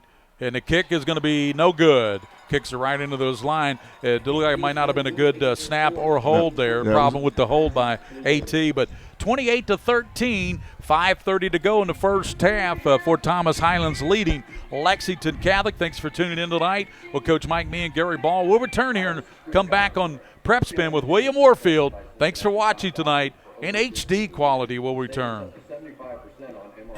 For over 100 years, Russell Athletic has built the uniforms that transform individual athletes into teams. Teams united in passion for the game and unapologetic in their desire to win. Whether you're celebrating a hard-earned championship or heading back to the gym for next season, when teams come together, Russell Athletic will be there, always. I'm Mark Ingram, I wear Russell Athletic, and I play for team.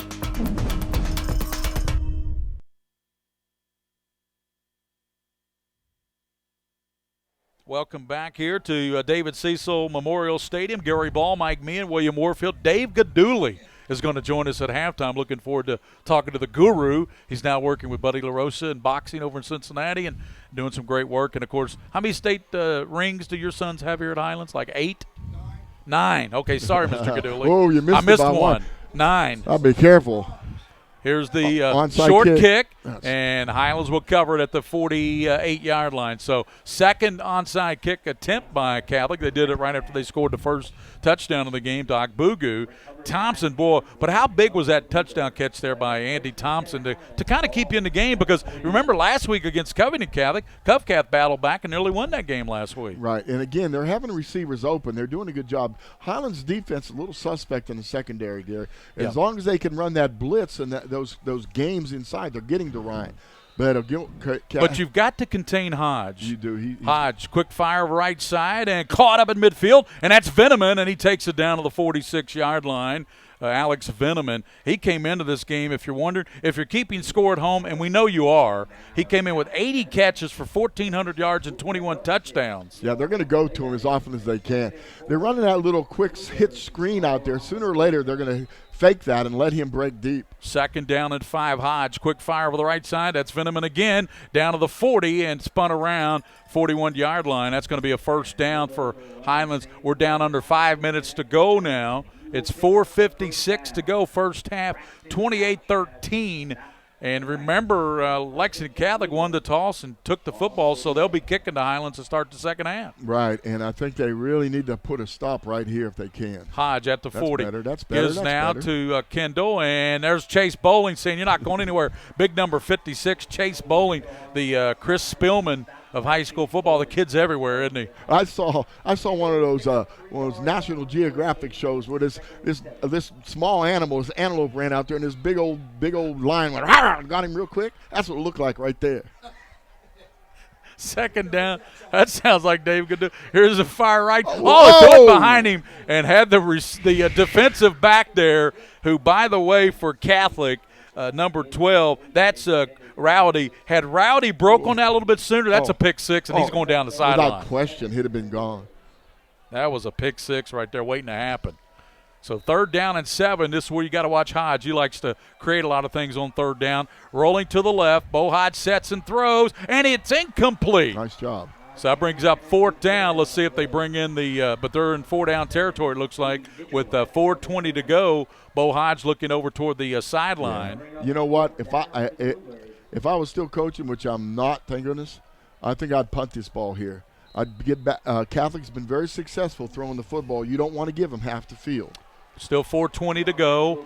3 timeouts left for the Knights. Don't let him run it. And Hodge is going to quick punt it. And it bounces at the 15, hits a Highlands player, rolls around at about the 10. Yeah, but it'll be first touch. Where he touched it at. And the official saying he touched it up around the 15, it looks like. So that's where Catholic will have it. And looking at the big Jumbotron here they got at Ft.Thomas Highlands, I mean, that's a pretty penny. You know, yeah. Who bought that, Mr. Gadul?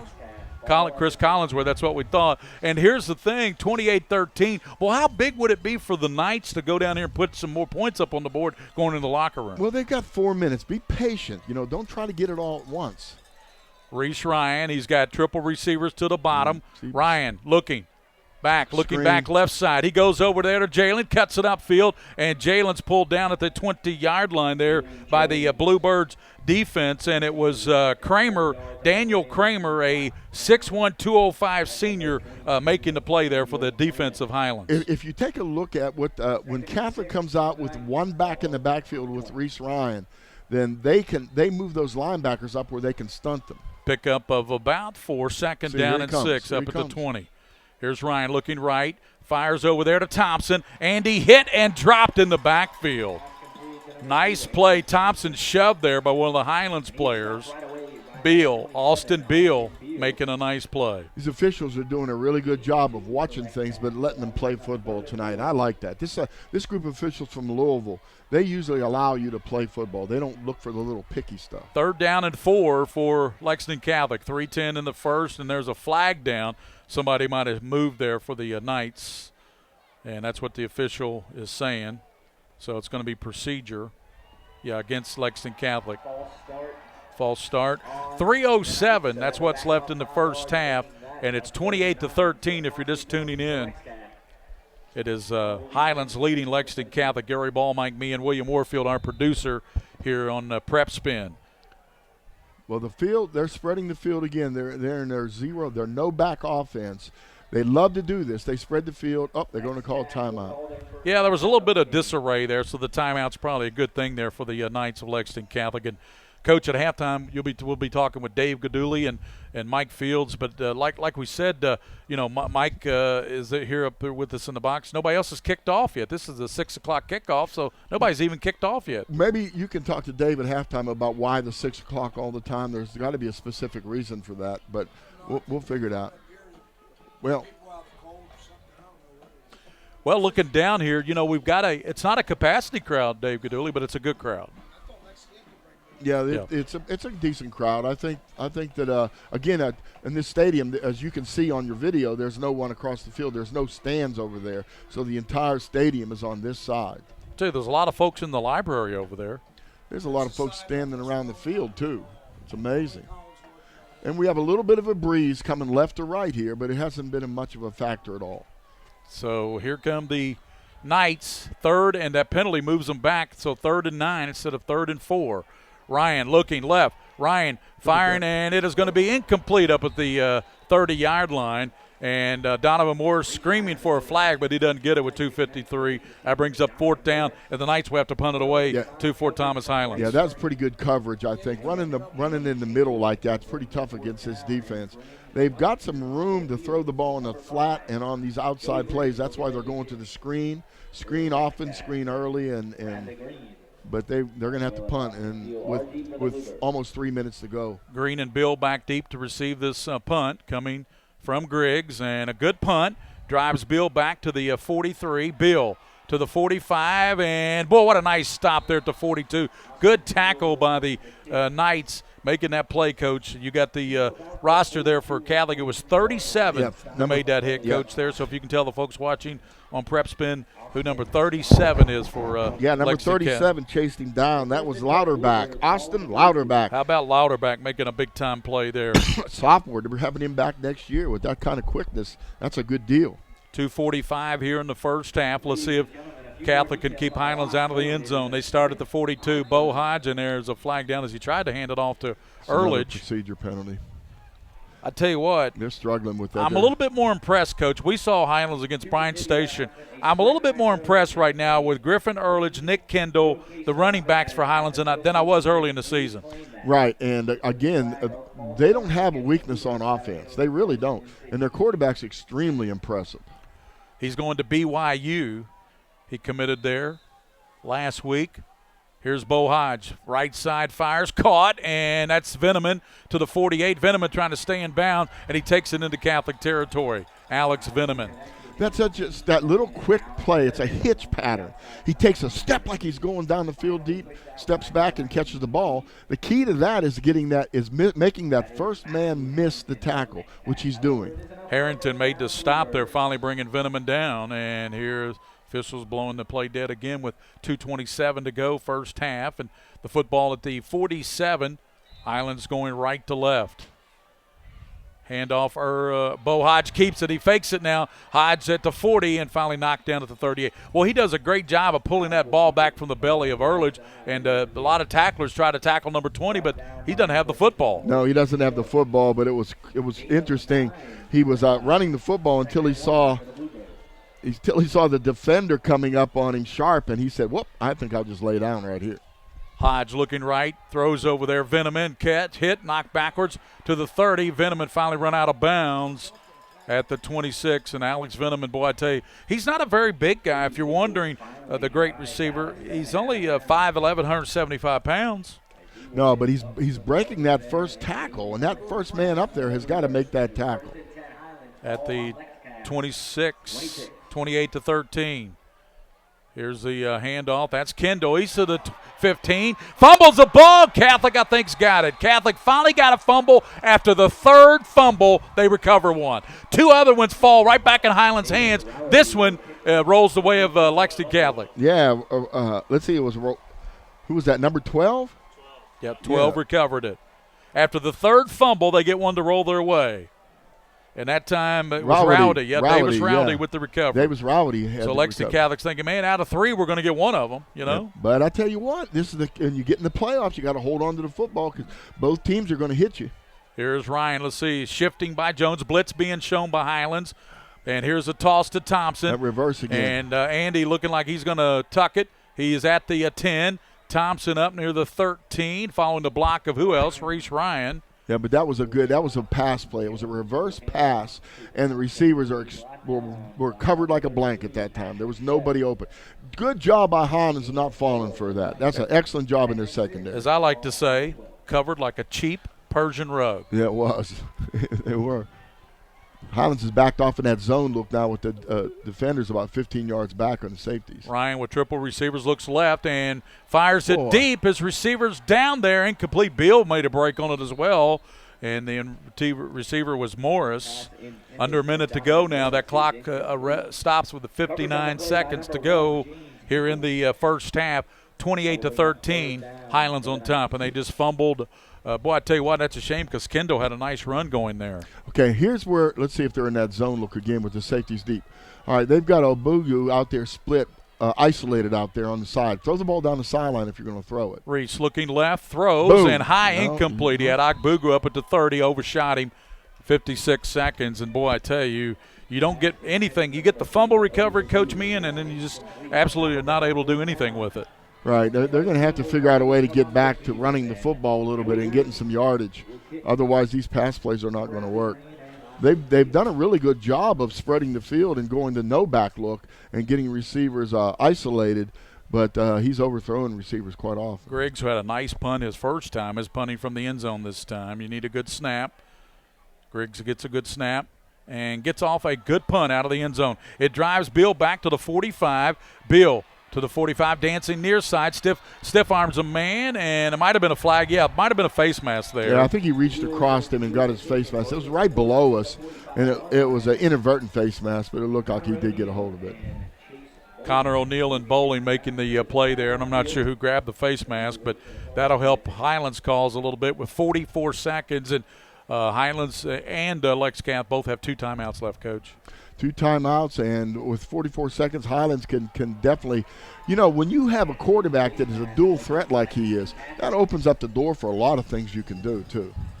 Again, thanks for watching tonight on PrepSpin. William Moorfield producing, Gary Ball, Mike Meehan, and it's 28-13, and this face mask will be of the variety to move it to the 39 of Catholic. Small penalty. And Hodge has triple receivers out to the top. Yeah, the safety needs to move over. He did. Okay, good. Excellent job defense. Bo Hodge rolling to the right, sets and throws, and they broke on it, nearly picked it off. Woo! Good job there on a nice break. I believe that was Mitchell. Cody Mitchell broke on that, and Cody nearly picked that one off. Yeah, see, I like what I saw there. I noticed right away they ran that trips out there. The safety was isolated in the middle of the field. You do not want to be stuck in the middle of the field. You want to get over to the hash. Just before the ball was snapped, you noticed he wandered over to the hash mark. That's good. 38 seconds for Bo Hodge, and son of Merle Hodge, and he dances around. He's going to tuck it. Hodge to the 35 and down to the 31, just short of the first down with 29 seconds. And I'm not sure if they're going to burn a timeout here. It doesn't look like they're going to, but Hodge looking over toward the sideline, down to 21 seconds here. Yeah, they're going to run it. Dominic Castlin made that play for the Knights. Here's Hodge rolling to the right on third down. Hodge stepping up, throws it back toward the left side, and the player down there knocks it away at the last moment. Nice play turned in. Job. Nice play. Making that play was Andy Hickey. Yeah, Andy Hickey did a great job. He stayed on his hip, and he stayed inside him, Gary. He stayed inside him on his hip and then reached up and knocked the ball down. 9 seconds. Are they gonna? It looks like they're bringing Doherty in there. This will be about a 40-yarder, Coach, or 45, maybe further than that, depending on where they mark it at. Yeah, and the wind's going against them, so I'd be looking for a fake right here. If I was Catholic, I wouldn't fall for this stuff. I'd go ahead and let him kick it. I would be looking for a fake. Jared Doherty has it down at the 38, so it'll be a 48-yard field goal attempt for the left-footed kicker. And for Highlands, the holder is Mitchell Case. Play defense. Don't rush him. Don't rough him. Maybe trying to draw him all sides as well. Doherty's a long kick, and it's got the distance, and it is going to be just short. It looked like it had the distance, but with 3 seconds, I tell you what, when that left his foot, I thought it was good, didn't you all, from up here at the press box? Not the way the wind was blowing. I glanced at that flag, and that flag was stiff against him that time. He would have had got everything on it to get that kick over. Old Glory told you, didn't it? Old Glory gave me a hint. 3 seconds. 28-13. You know, Highlands was all over Cupcath last week. What was it, 35-13 or 34? And they only end up winning 37-34. So. Well, teams can come back on you if you lose the momentum, and actually, I thought Lexington Catholic did a pretty good job of slowing that momentum down here in the second quarter. See what Ryan does here. Should be the last play. They Given out to Jones. Jalen dancing. Ball comes out there right into the hands of his lineman there. That's a great bounce into the hands of, I believe that's, Venegas making the big number. Big 70. 70, yeah. Manny Venegas making the grab there. Yeah, thank goodness. So we go to the locker room, and it's Ft.Thomas Highlands 28, Lexington Catholic 13. We'll come back at halftime, talk to Dave Gaduli, and have some numbers for you. We're at halftime here at David Cecil Memorial Stadium, and the halftime score is Ft.Thomas Highlands 28, Lexington Catholic 13. We'll return here on PrepSpin with William Warfield producing. We'll be back after this with Commonwealth Gridiron Bowl 4A state semifinal football.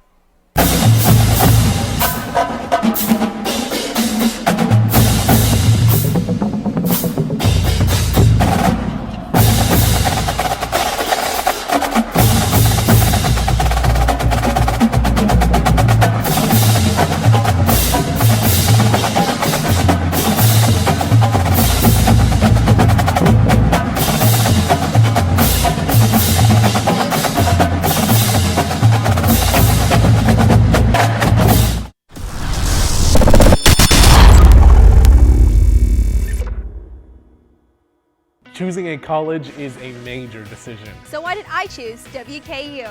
Because at WKU, professors are experts in their field. I'm encouraged to study abroad and make the whole world my classroom. And where I get real-world experience. Doing exactly what I want to do. And where I have all the tools I need to prepare for a successful future. It's all within my reach at Western Kentucky University. Do you want to lower your business costs? How about reliable phone and custom internet services that accommodate your business needs? Want all this without sacrificing quality?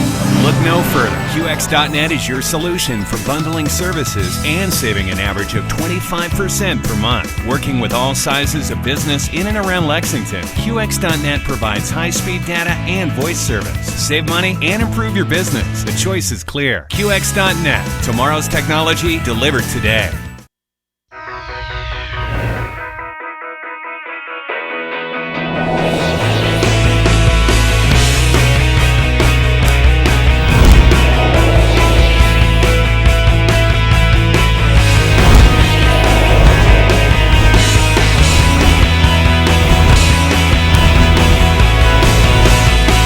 Houchins Industries, proud corporate sponsors of the Kentucky High School Athletic Association Girls Sweet 16.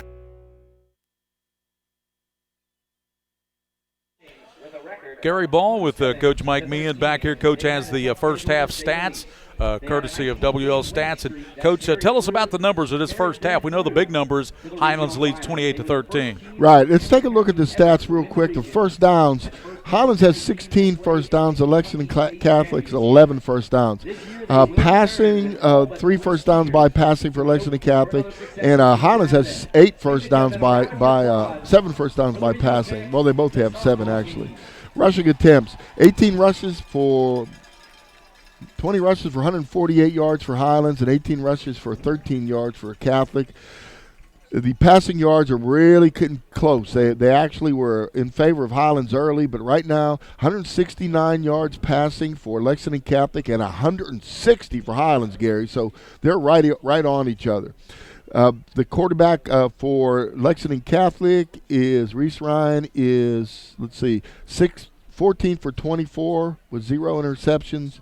And Highlands, there it is. Hodge is 11 for 20.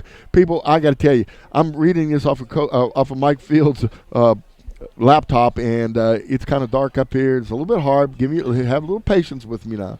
Bo Hodge is 11 for 20 for 0 interception, 160 yards, and 1 touchdown.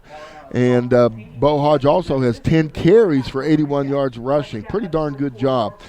Nick Kendall has 7 carries for 43 yards, and Griffin Earledge has 3 carries for 24 yards. Let's take a look at Lexington Catholic now. Lexington Catholic's yardage. Reese Ryan is 14 for 24, 169 yards, has 2 touchdowns. The longest one for him was 35 yards. And then rushing, Ogbugu, 1 rush for 12 yards. Really not much going on. Jalen Jones has been hemmed up completely. 9 rushes for 8 yards, way below his average. Receptions for Lexington Catholic. Andy Thompson, one of our favorites, 5 catches, 64 yards and a touchdown. Jalen Jones, 3 catches, 30 yards. And Donovan Moore's 3 for 23. And Ogbugu, actually, 2 for 37 yards. For Highlands, Alex Veneman. What a star. Tremendous receiver. 7 catches, 99 yards, many of those yards breaking the tackle, second effort. Eric Miller, 1 catch, 27 yards. Chandler New, 1 catch, 14 yards. Nick Kendall has 1 for 12. And Mitchell Kane has 1 for 8. So that's 160 yards in pass offense for Highlands and 169 for Lexington Catholic. So these games are closing up, Gary. They're pretty close. Thank you, Coach. Good job on those stats. Let's get Dave Gaduli in here with us. Of course, the longtime father of all the good. We had Gino, Tony, Bay, and Ben, and 9 state titles. And Dave, you've seen this Highlands team more than we have this year. We saw them a couple of times early in the year, but a team that's got some issues in the secondary, but a team that like all Highlands teams, they play you hard. You got to bring it to beat them. I watched them, come back on, almost beat that good team out of Miami, Florida, Christopher Columbus. Made a game. Elder game, if it goes longer and they don't get some bad calls, they come back and beat Elder. Their defense ain't quite as good as it's been in the past, but Hodge is a big play guy. Yeah. And that Veneman, that supposedly they all told me he's broke a lot of Brett Hamlin's records. You know what a player Brett was. Yeah. He makes you miss and he gets that field. He's got sure hands, and them two together are a load. But Lex Camp looks a lot like Highlands. They kind of mirror images of each other a little bit. What is it about the quarterbacks here at Ft.Thomas Highlands? I mean, Gino Gaduli, you got to start with him, the great player. Jared Lorenzen, Patrick Tolles. I mean, there's been a bunch. I go back to the days of Chris Galicchio and guys like that. You go back to Roger Walls. You go back to a guy I played with later, Cam Kaufman. I mean, they've had a history of having good quarterbacks. My boy Tony. And it just keeps going on and on, the Cecils. I mean, it's amazing that a lot of places can't find a quarterback. They always got a good one. Hodge had to wait till he's a senior to start. Can you believe that? Right. Well, that's kind of like when Lorenzen was here. As good as Gino was, he didn't start till his junior year, right? And Jarrett didn't start till his junior year. Right, they had a guy in front of him. So, I mean, this is – it's like quarterback you hear. It has been a quarterback you, and a lot of guys go on to have successful college careers. The Will Bardo kid was a good quarterback. Yeah. He's playing for Dayton, having a great career up Dayton, broke all the records. So this is probably, if you checked around the state of Kentucky, Highlands probably puts out as good as quarterbacks, maybe better than any place in the state. Well, from what you see out here, Dave, what can Lexington Catholic do in the second half? Highlands is up 28-13. They'll get the ball to start the second half. And obviously they got to get more pressure, and they got to start tackling number 7, Bo Hodge. Well, I think what you got to take is your best defensive player, like they used to do years ago, a monster guy, and trail him. You got to have somebody key on him because he beats you when the play breaks down. So, they're going to throw the ball. They're a big play team. So, with them, they could score 3 touchdowns on you fast. So the big thing, Lexington Kids got to stay in the game, don't turn the ball over, and just go over their game plan. It's been since 2005 since Lexington Catholic was able to come up here. They brought Justin Burke up here and a pretty good player by the name of Winston Guy, who's playing in the league now, and another great player, Ben Revere, who's a starting center fielder for the Phillies. It took that team to come up here and shut out Highlands, but there'll be no shutout here tonight. No, I remember that was my boy Ben, who had a good career for UC and played Rams 2 years, got released by the Browns. He was on that team, was a senior. They had a good team the year before with their defense. Right. But that year, Lex Kelly come in and handled the Highlands, won home, and they went on to win the state that year, didn't they? Yes, they did. And let me ask you, Dave, we're talking with Dave Gaduli. His sons won 9 state titles here. Is that the most in the state of Kentucky? I think somebody, who knows, somebody track it, but I told somebody one time, the Brahms won like 7 or something. I told somebody, you got to have a lot of kids. Your boys got to go to Highlands or Trinity. It's real simple. Well, because they got 22 and 23 state championships. Well, that's 16 right there. If the Gadulis have 9 rings and the Brahms have 7, that's 16 state titles right there. Right now, Jeff Brahm, Western beat Marshall today, 67-60. It was a great game. Wow, did you watch it? He's going to get a big-time job, Brom is. Yeah, we got here early today. We got here about 3:30 for the setup here on PrepSpin. A lot of folks watching this game back in Lexington live on PrepSpin, Dave Gaduli. And, what a great career you've had as a workout fitness girl. You and I did a lot of radio up here together in Northern Kentucky, and my daughter Deanna still lives up here in Northern Kentucky. But it's a great area for football up here in Greater Cincinnati, Northern Kentucky. Well, you was a legend up here. You used to do the games with, did them with me, Joe Walter. You did them with Anthony Munoz. You had all kinds of guys you did the games with, and then covered guys like Sean Alexander, Jarrett, all the different players over the year, and seeing the rivalries they had up here with Covcath and Highlands and Beechwood, Newport Catholic. So, Northern Kentucky is a great football area. I'll say one thing for all the people in Lexington. Marty Moore is working hard to try to get that football up. I've seen Marty a couple times this year, and I think Lexington football is on the rise. I think it is too. Bryan Station had a really good team this year that took Highlands down to the wire. What do you think will happen here? We've still got 5.5 minutes before the second half, but what do you think will happen here in the second half? I think Highlands will keep up with their game play. They're going to try to mix it up with it, spread them out, run it some, then hit them on the big play. They like the big play.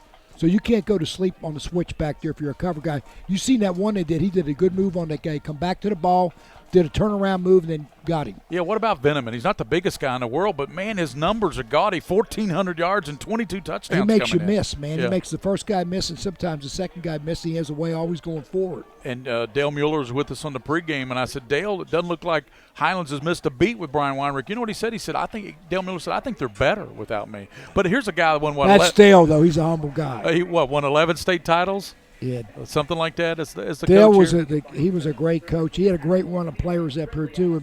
But the guys that played for Dale really liked Dale, and they like Weinrich too. I had all four of my boys. I think up here, you got to get ready to come and play because somebody will take your place.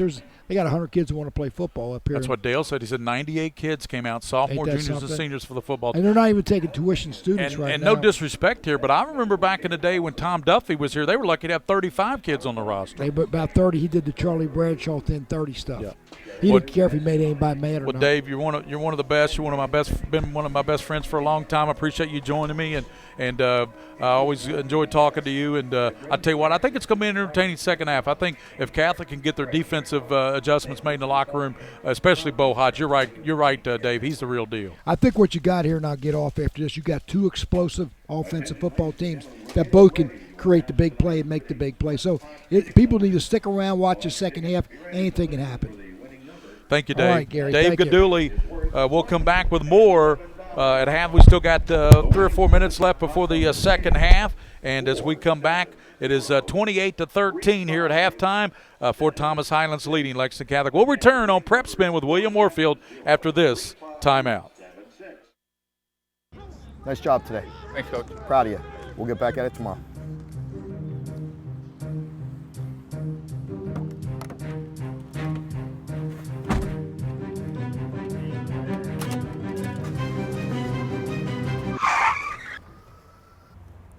If we lose focus on the field, it could cost us a penalty or even the game. If you lose focus behind the wheel by texting and driving, it costs you a fine or worse, your life. Big Blue Nation, don't text and drive.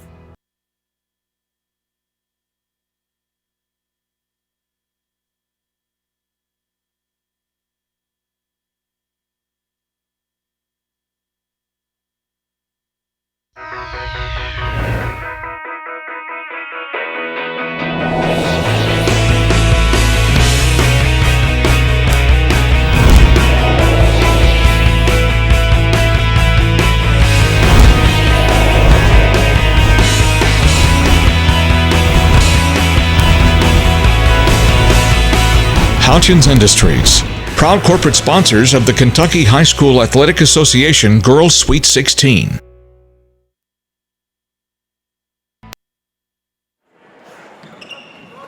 This may sound like a typical high school basketball game being played on a Friday night in Kentucky.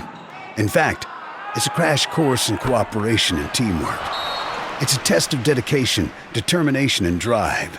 It's character development in action. If you think high school sports are only about competition, think about this. High school sports can play a critical role in a student's overall education. In fact, studies show that students who participate in school sports are more likely to enjoy greater levels of achievement in their academic lives. At the same time, playing sports helps teach lessons not covered in the classroom. Lessons like tolerance, respect for the rules, and the importance of supporting your community. High school sports, a winning part of a complete education. This message presented by the Kentucky High School Athletic Association and the Kentucky High School Athletic Directors Association. Gary Ball, Mike Meehan back here at David Cecil Memorial Stadium. Thanks to Dave Gaduli for joining us. And you know, when you think about it, investing is about more than just money. You're trying to achieve something important for you and your family. That goal could be a comfortable retirement, college, or protecting your family. But here's the real question. What's important to you? Setting a specific, realistic goal is the first step you need to take. Steve Robertson, your Lexington, Hamburg, Edward Jones financial advisor, can help you with that. Steve Robertson, contact him today at 263-0516. See for yourself how Edward Jones makes sense of investing. Edward Jones, a member SIPC. Back with Coach Mike Meehan, Gary Ball with William Moorfield, our producer here. I tell you, a lot of folks watching this game back in Central Kentucky on PrepSpin, and Coach Meehan, I asked Dave Gaduli, I'm going to ask you the same question. What can Lexington Catholic do? They're down a couple of scores to start the second half, and they got to kick off to this Bo Hodge Highlands. We said it'd be a battle of the quarterbacks, and that's pretty much what it's been here between Bo Hodge and Reese Ryan. Well, Reese Ryan has got to go back to the short passing game. But Lexington Catholic has to find some way to run the ball with Jones. They've got to figure out a way to get him. He is so dynamic, Gary. Yep. If he gets a seam and gets in the secondary, it's very few people that can tackle him. But so far, they bottled him up. He's only had a few yards. I think less than 10 yards. Or 9 yards on 8 carries or something like that. Right. And then on defense, Lexington Catholic, they couldn't solve by blocking. They couldn't solve the blitz from the package of the stack defense look where they blitz.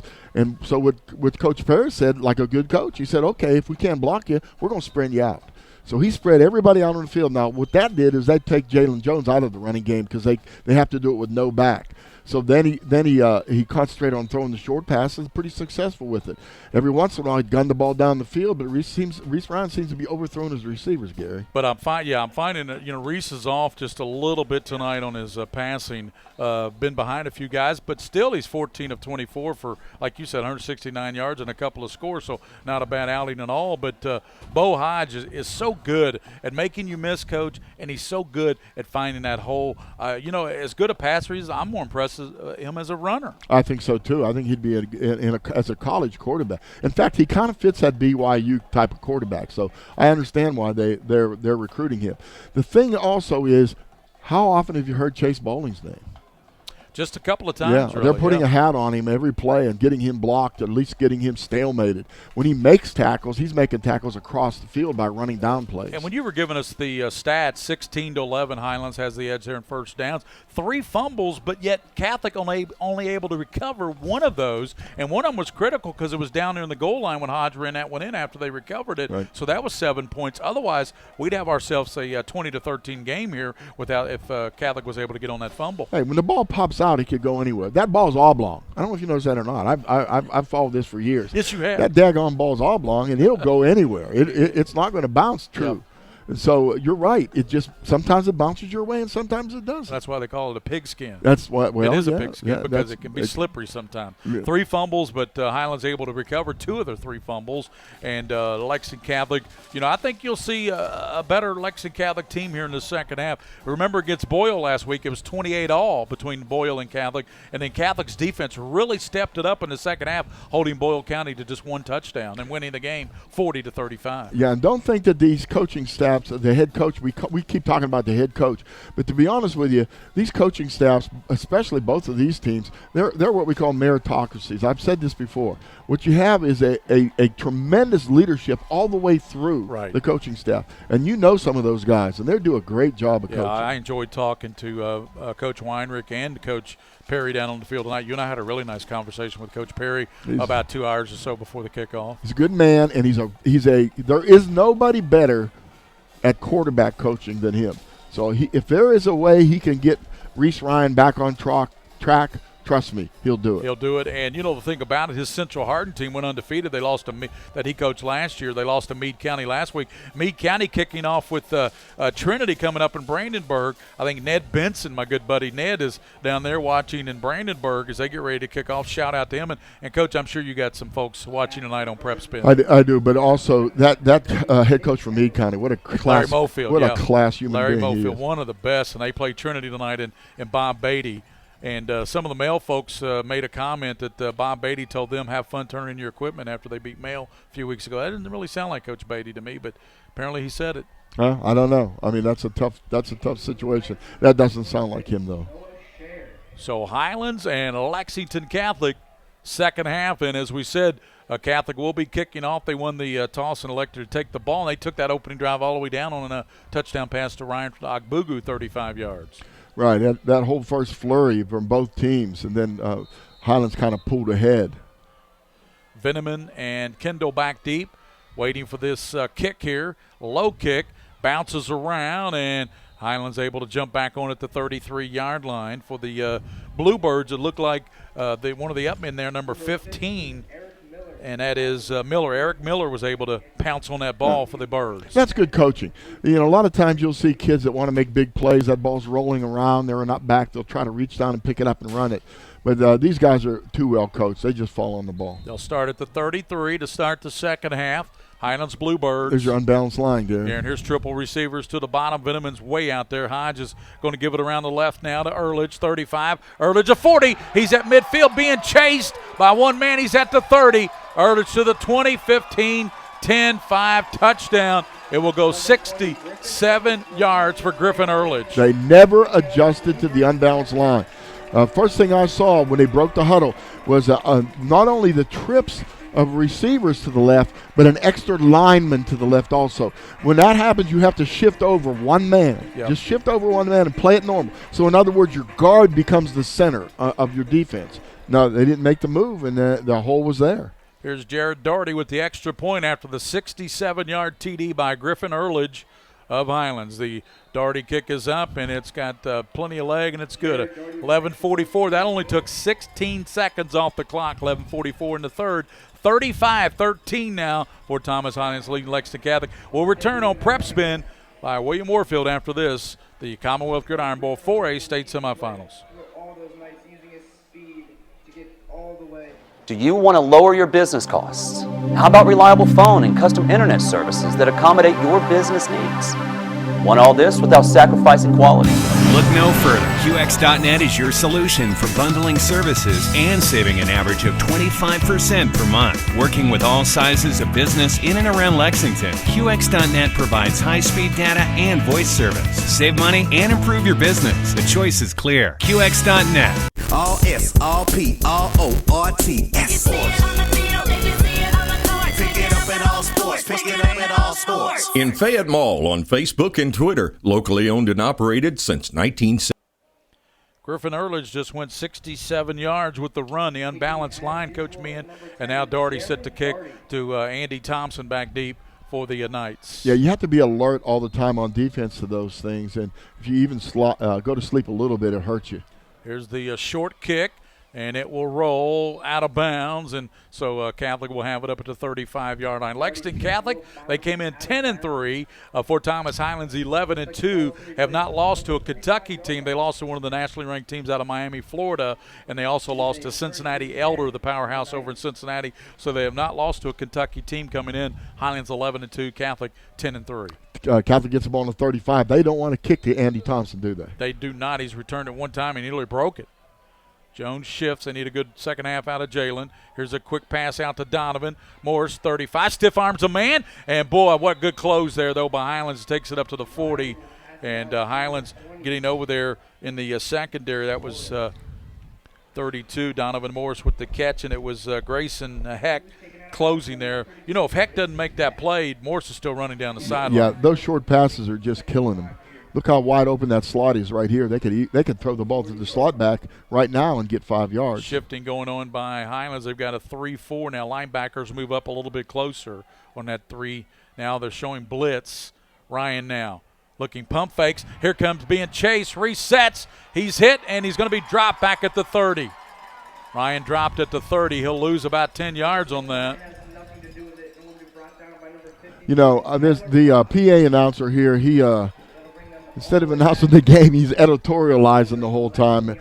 Really not a really good job, I think. That's sort of not the way you're supposed to do things. But that's all right. This is Highlands. I think he's a kid learning or something, they said.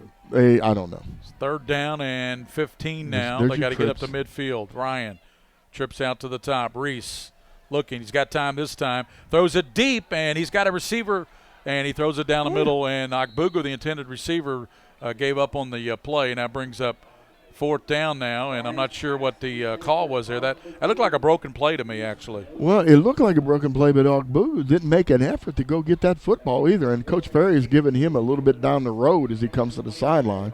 Go to the ball. You know, go to the football. The ball's thrown in the middle field. That doesn't necessarily mean it's a dead ball. Go try to get it. So that instead of Catholic with a chance to maybe cut it back down to a couple of scores, they're down by 3 scores. Now be punting the ball to this vaunted Highlands team. Griggs, low snap, scoops it up, low punt, end over end. That's a good punt. And Beal comes up with Green. Beal watches it bounce 38, and it rolls down to the 37, and that's where Highlands will have it at the 37-yard line with 10:45 to go here in this 3rd quarter. Gary Ball, Mike Meehan, William Warfield producing on PrepSpin. Appreciate you watching tonight, and I know all you Lexington Catholic folks are wanting a little bit more offense out of your team here in the second half. It was 28-13 at half, and then on the what was that, the first play when Earledge went 67 yards? Right, and if you can't run the football on offense, if you cannot run the football, it hurts your passing game sure too. Does. And right now, Lexington Catholic is not running the football at all. Trip receivers to the top, Earledge and Kendall. The give us to Earledge left side. Earledge cuts it back to the 39. There's Chase Bowling. You were talking about him, Coach. Right. Bowling helps out on that play, along with the big Dominic Castlin, big number 72, and very little gain there for Griffin Earledge, maybe a yard. 10:28 to go in the 3rd here at David Cecil Memorial Stadium. Bowling is right dead in the middle of the field at linebacker. And Blitz being shown by Bowling. Here's Kendall. He's hit nice and job. up in a nice play there, turned in by the Knights, and that was Couch, Braxton Couch, making a nice play. Coach brings up 3rd and long here for the Bluebirds. Yeah, on 2nd and long with Bowling blitzing, I'm sure the Lexington or the Highlands coaches would write that down and make a note of that. Here's Bo Hodge rolling right, sets, throws, and it is going to be caught down at the 40.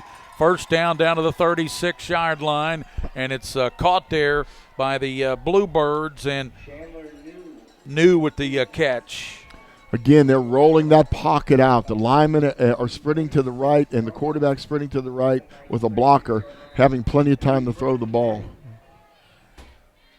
Handoff to Earledge to the 25 and pulled down at the 22-yard line. Earledge. That's all offensive line, Gary. That is all offensive line. They're creating those gaps, and they're blocking extremely well. Cody Mitchell saved the tackle there for Lexington Catholic, down to 9:42 to go in the 3rd period. Here's Hodge. Quick pass to Veneman, right side, 20. Veneman dancing and tripped up at the 15-yard line. Far side of the field, Alex Veneman. And in coverage over there for the Knights was Davis Rowdy. Well, I'm not liking what I'm seeing on the sideline here. We're not getting a lot of enthusiasm by the Knights football team. And they're right below us, so we can see that. Here's the handoff. Kendall hit, and there's some enthusiasm by the defense. Yeah, and I bet Chase Bowling leading the charge there. Yeah, when he closes, he closes. And he finishes. Oh, yeah, you're not going to get a yard after he hits you. 3rd down and 2. I'd watch Hodge. Under 9 minutes to go, 3rd quarter. Bo Hodge there he goes. Fakes, tucks it right side, cuts it back, and finally tackled by Mitchell at the 10-yard line. He's got the 1st down. Mitchell did a good job on that, but it already gained the 1st down. Again, you can count on those short yardage plays for Bo Hodge to be the ball carrier. Cody Mitchell, the Couch helped out, but it was Cody Mitchell made the play. 1st and goal at the 9 for Hodge. Little counter step. Earledge, and he is hit, pulled back there at the 6. It'll be 2nd and goal from there. Yeah, they locked up on him, closed in him on him, but it's still going to be 2nd and goal. This is the most impressive drive I've seen from Highlands all night. It really is. Running the football, throwing the football, both mixing it up. Ehrlich to the right and Kendall to the left for Bo Hodge. Looks right, pumps, throws, and incomplete. Trying to go over there to Mitchell Case on the corner of the end zone. Yeah, he was extremely well covered out there by Rowdy. You know, Rowdy's playing a pretty good game here. Third down for Hodge. And he gives to Kendall right side. Kendall upended. Good play there by the Knights defense. Brings up fourth down. Kendall the ball carrier, and defensively it was Eric Foster, the inside linebacker, the sophomore Foster, making the play. Right down the line of scrimmage, made the play for not much of a gain. Really nice job. Okay, they're playing a lot better defense right now than they've been, but gosh, you got to be able to stop them when they're on offense. Looks like Highlands is going to bring in their kicker, Jared Doherty, and try a field goal here with a 35-13 lead, trying to add to that lead with 7 minutes and 35 seconds. It'll be a 20-yard field goal attempt for Jared Doherty. He had plenty of foot on the last one, just barely short, 40 yards. Placement down, kick is up, and Doherty is going to nail it. It's good from 20. 20-yard field goal by Jared Doherty, and Highlands 38, Lexington Catholic 13, 7:24 to go here in the third quarter at David Cecil Memorial Stadium. The KHSAA Commonwealth Gridiron Bowl 4A state semifinals on PrepSpin will return after this timeout.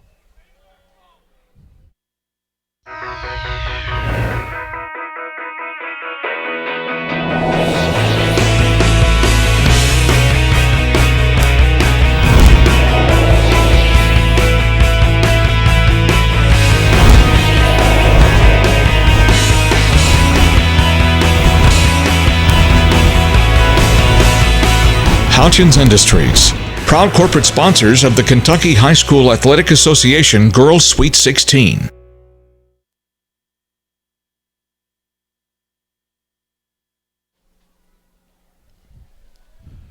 Welcome back to David Cecil Memorial Stadium. Gary Ball with Coach Mike Me and William Warfield.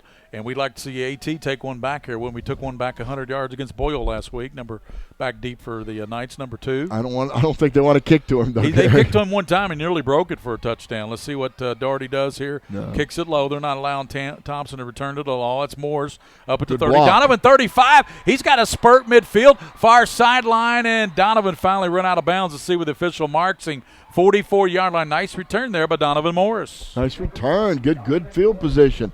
You know, Lexington Catholic needs to really get a score here. Otherwise, you know, this could be really Katie bar the door for them. I agree. I agree. Even though it's only the third quarter, 7-16 in the third, I think this is a must scoring drive here by the Knights. Or like you say, I think Highlands will move on to the state championship. If you score here, you got it down to 38-20, and they're who knows? In a pistol formation now. When they get in that pistol. Ryan, quick pass over to Agbugu, gets a block. Agbugu 35 and down to the 33, picks up 12, and finally pulled down over there by the Bluebirds secondary. And Coach, it was number 1 there for for Highlands. They just brought him in, James Hinkle. Hinkle just in the game, made the stop. Nice job too, nice tackle. Agbugu's not the easiest person to tackle. Agbugu with a nice 12-yard pickup. Here's Ryan looking, firing right. There it is. Called by Morris, 25. Donovan down to the 20. Fumbles the ball, and let's see who able to get still loose. There's a scramble for it, and the officials at Catholic was able to get back on it. Just like Highlands was able to recover 2 of 3, well, Catholic was able to jump back on it. And let's see, I'm trying to see who it was. You know who it was? It was Andy Thompson. AT able to recover there. AT jumps on the ball. AT. Well, I tell you what, that was a nice throw, a nice run. Coach Perry has got this offense now where they're throwing the short passes, the little quick hitches, the little quick slants. Andy, by the way, somebody fell on his calf. He's kind of limping a little bit. And here's Reese throwing left side, and it's through the hand. Agbugu went through his hands. Should have had a touchdown. Second time tonight, Agbugu lets one go right through his hands. That was a nice throw. That was a tremendous throw by Reese Ryan. That's what you see in the pros all the time, where they call a back shoulder throw, and it was on the money. Yeah, it should have been a touchdown. Agbugu knew that. He went over. Did you see him go over to the side and smash his hands up against the wall? He knew he had a touchdown there. He's out to the top. Triple receivers to the bottom, and Hatton is one of those, a big 6'5" target. Let's see what Reese does here at the 15, second down. Fakes now. Reese fumbles the ball, picks it up, and throws it incomplete as he's hit and knocked to the ground. I don't know what's going on about that. That ball, it must be colder out there than we think because that ball's sliding off their hands. Both teams, not just Lexington Catholic, but both teams. And Ryan got up a little bit slow on that as well. 6:35 to go in the third with Highlands leading 38-13. A must-scoring situation here. And they thought they had it when it went through the hands of Agbugu. They're in their pistol again. That brings that linebacker up to blitz. Here's Reese Ryan, deep drop, looking. Ryan's got time, and it breaks down, and he's sacked. You got to get rid of the ball, Reese. Throw the ball. Yeah, you have to hold. You can't hold the football against this team. They're very aggressive, and when they blitz that linebacker, sooner or later they're going to break through the line of scrimmage and get to you. Yeah, you got to get rid of that football. Pull the trigger. 6:14. There's a player down for Highlands, and it's one of their big linemen. Down number 70, I believe it is. Reese knows it too. If you take a look on the screen, look at his body language. He realizes that he just can't wait that long to throw the football. Again, what we try to tell your quarterback is that give your receivers an opportunity to catch the football. If they're covered one-on-one, bet on your receiver. Hopefully that young man's okay. Yeah, the young man for Highlands is down, and there you see the Catholic. You know, the thing about it is he throws a nice ball on the far sideline into Agbugu, and that went right through his hands, and then you get the sack. But what we were saying is, you know, when you got that much time there, if you're Reese Ryan, you cannot be sacked that when you're this deep down into Highlands territory because that's what is that the fourth time he's been sacked tonight? I think Fifth time. It looks like he's trying to blow the top off the defense with the receivers, and those underneath things are open. By the way, Meade County took the ball down against Trinity early in the first quarter and missed the field goal. Trinity just went up 6-0. Ballard leads Dixie Heights right down the road here, and that'll be a good game. 7-0. So let's see what the Knights could do here. 4th, 23. They've got to get down inside the 5. Ryan knows that. Reese back, looking, rolls to the left. Ryan throws it deep down toward the end zone, and it is going to be caught. Touchdown, Donovan Morris. Unbelievable. There were 3 men in on the coverage that time. You take a look at that on the film. Bang, I wish we had instant replay to see that. There were 3 men on the coverage, and he still went up over their heads and caught the football. Because it was so well thrown by Mr. Ryan, Reese Ryan. And he was in trouble. He's telling us to shut up here in the end zone. He had to throw the ball. Up here in the box. What a catch there. 3 Highlands defenders, and they're all in shock, and the problem is 2 of them are on the ground. William Moorfield, our partner in crime over here, has it on his phone. He just held up the instant replay on his phone for us. I love this technology. I tell you, technology, it's a good thing when it works. 6:06, 38-19. The lead has been cut into half on the touchdown catch by Donovan Morris. Here's the kick by Donovan. He catches the touchdown, comes in. There's a flag down. Yeah, the player for Highlands stepped on top of a center and jumped over him. You're not allowed to do that. You cannot hurdle a person in order to block a kick. Well, I think the kick was good, wasn't it? If the kick was good, then the penalty will be – yeah, Catholic will just say to heck with that. We'll take the point. So 6:06, what a big touchdown on 4th down and 23. Reese Ryan with the strike to Donovan Morris. We'll come back 6:06, 38-20. Catholic battling here at David Cecil Memorial Stadium.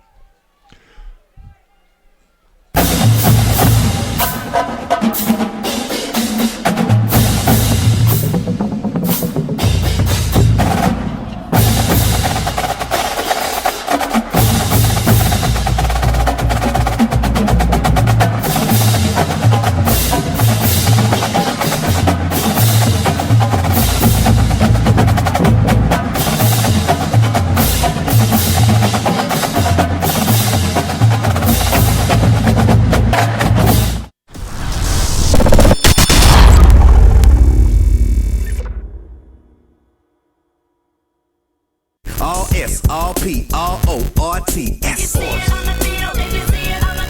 it up at all sports. Pick it up at all sports. In Fayette Mall on Facebook and Twitter, locally owned and operated since 1972. Gary Ball and Mike Meehan back here. Gary Ball, Mike Meehan back here at David Cecil Memorial Stadium. They'll mark that off. Yeah, I'm not sure where the official was going, but they got to go down here, and that's what Coach Perry says. Wait a minute, it was unsportsmanlike, 15 yards. So this means that Catholic will be kicking from the 45 of Highlands. This is where you try an onside kick, I think. Well, a little pooch kick. If you can get the ball in the air to come down on about the 10-yard line high, though. That's the key. 6:06, Coach, in the third, and I think that was a must score there by Catholic, making it 38-20. Going to play, though. Reese Ryan was in trouble, and he just threw that ball to only where his receiver could catch it. So let's see what they do here on this kick. And they will do an onside attempt, bouncing around, and Highland's going to jump on at the 29-yard line. That was Beal there to recover it at the 29. Yeah, that's just not working for him tonight. The onside kick look is not working. That's the third time they've tried it. Right, and the first time they did it right after their first score, I agree with that. That's fine. You try to put a hurting on somebody real quick, deliver that first blow. The second one was a little questionable, and I think you were right on this one. You had to do it. Ft.Thomas, Highlands, and Bo Hodge. And he gives now to Earledge, rolling to the left. Earledge being chased, hemmed in this time, and knocked down. He's not going anywhere. He's going to lose some yards. Good job, and let's see who got in there on Earledge. It was Bowling. Bowling was in there. And Mitchell as well. Mitchell, and there you see the defender there for the Knights. Bowling helped out, but you got to give credit where it's due because it was number 7 there. That's Cody Mitchell. Here's Hodge at 35. Scrambled. Hodge at 40. Hodge midfield. Hodge finally pulled down by Joey Griggs at the 34-yard line. That is one fine football player right there, but there's a flag on the play. Penalty flag down. That's why I was hesitating. There's a flag down back here. Don't they see it? Yeah, it would be a holding penalty from where it was called. Yeah, we'll see. That's what they're pointing to is the penalty back here. Or maybe somebody just dropped the flag. I'm not sure. Yep. That's what Highlands is wondering. Yep. Yeah, just got to pick his flag up is what he just dropped it by mistake. Well, put that thing in your pocket down there deep so that doesn't happen. That changes the complex of the game sometimes. But as you said, Coach, Hodge all the way down to the 33, 5:24 to go, third quarter. He actually just scrambled that time. That was a pass play, and he just scrambled out of there and went to the right, broke back to the left, and what a gain. For the Bluebirds. Hodge has receivers both sides, and Earledge has the handoff of 30. He's at 20. He's gone. 10-5. Griffin Earledge with his second touchdown run. This one of 33 yards to equal the 67-yarder, and it's 44-20 Highlands. Yeah, that was a big play again. They're just blocking so well, creating a hole that's about 10 feet wide, and excellent job. When you have two people like that, you got Earledge and then you have Hodge, both who can run the ball Like I so said, well. Coach, these running backs, they were not this good early in the year against Bryan Station. Maybe Bryan Station's defense had something to do with that, but you got to be impressed with Earledge and Kendall now. Yeah, I think Bryan Station's defense closed quicker. In the second level of the defense would close on those runners. 5:15 here in the third, and I'm not sure if Hodge is in there like they're going for 2. Maybe. They are going for 2. He asked the official to move the ball to the left hash. Yeah, so they're going for 2 points here, up 44-20. Unbalanced again. Hodge rolling to the right, sets Hodge, and Bo is pulled down. They will not get the 2 point. And nice play there, turned in by the Knights. And Coach, did you get a beat? That's 93 there, it looks like. Is it 93 or 83? It's like 93, isn't it? Yep, 93 for the Knights. Yeah, 93 for the Knights. That's way up there. That's Harrington, Matthew Harrington, 6'2", 191 junior. So with 5:15 to go, still a lot of time left in this game. I mean, there's still 5:15, so you still have 15 to go in the game with the fourth quarter as well, 44-20. But with Coach Mike Meehan, Gary Ball, William Warfield. But the thing is, you haven't been able to stop this Highlands offense. Yes. Well, in the words of the immortal Mike Fields, where's the defense? We haven't seen a whole lot of defense this year on any of the high school football teams to speak of. Meade County showed some defense against Henry Clay, but other than that, I don't know. And tonight, we understand Trinity's up. Is that 7-0 now, Mike? So Trinity, 6-0 Trinity. They lead Meade County. Of course, all those games is kicked off at 7:30. This one kicked off at 6. Right. We're already way ahead of the game. We're already over halfway into the third quarter. 5:15 to play. Ft.Thomas Highlands 44, Lexington Catholic 20. Here's the kick coming from Jared Doherty.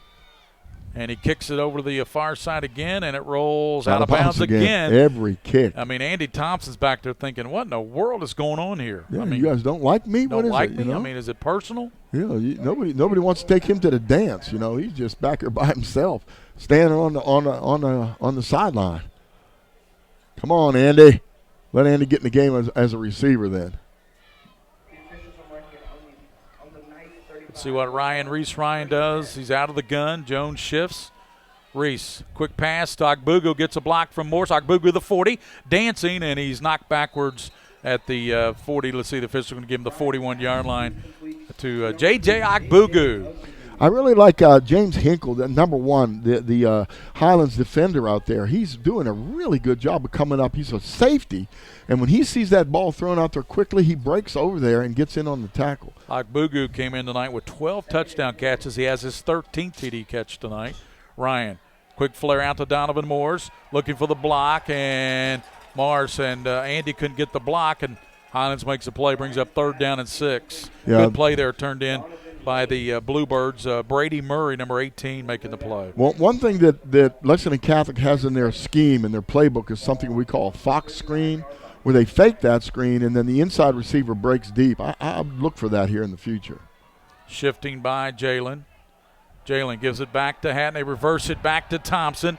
Andy is going to roll to the left. He looks for a block, and Andy's going to be pulled down by Murray at the 33-yard line. They tried a double reverse that time. Double reverse, but it wasn't fooling at all. Brady Murray, the senior outside linebacker. Boy, that's good containment there. That's good coaching. You know, that's a defensive coach that says stay home. Don't fall for all that stuff. Let that ball be pitched around. Set the edge and stay home. 3 minutes and 48 seconds in the third quarter. And let's see if the Catholic will punt the ball here. Ryan showing no signs of punting. Of course, he is one of the punters, along with Griggs. Ryan's going to drop back on 4th down, looking. Ryan looks, throws it deep to Thompson. He's hit, and that should be a flag. That's interference on Austin Beal. Beal was he ran into Thompson and leveled him at the thing, so that'll be a automatic 1st down on 4th down. And I tell you what, that was a well-thrown ball there by R-squared Reese Ryan. It was, and Beal walked up to the official that threw the flag. You could tell by his body language. Said, "Oh, come on, that wasn't interference." And the official just looked at him and shook his head and said, "Oh, come on." But now. you know there's a problem when the Ft.Thomas Police Department is heading up here because they thought that was a mugging going on. They probably did. It looked like a mugging. And, exactly. I don't know what Austin was thinking, but, you know, they were ready to put the handcuffs on him. That's a 1st down. So that's a good break for them. Boy, I'll tell you what, I thought they were going to have to punt that ball back to the Bluebirds, and the Bluebirds have been driving the ball every time they get it to score. So they move it up, 1st down to the 48, 44-20. Highlands, number 1 team in the state in 4A football, 3:27. Here's Jalen Jones dancing and breaking the right side. Jalen cut down by Beal, and Beal makes the play back in the backfield. That's going to be a 4, maybe 5-yard loss. And, boy, Jalen Jones really struggling getting some positive yards here tonight. Yeah, they'd be better. You know, I don't want to I'm not coaching.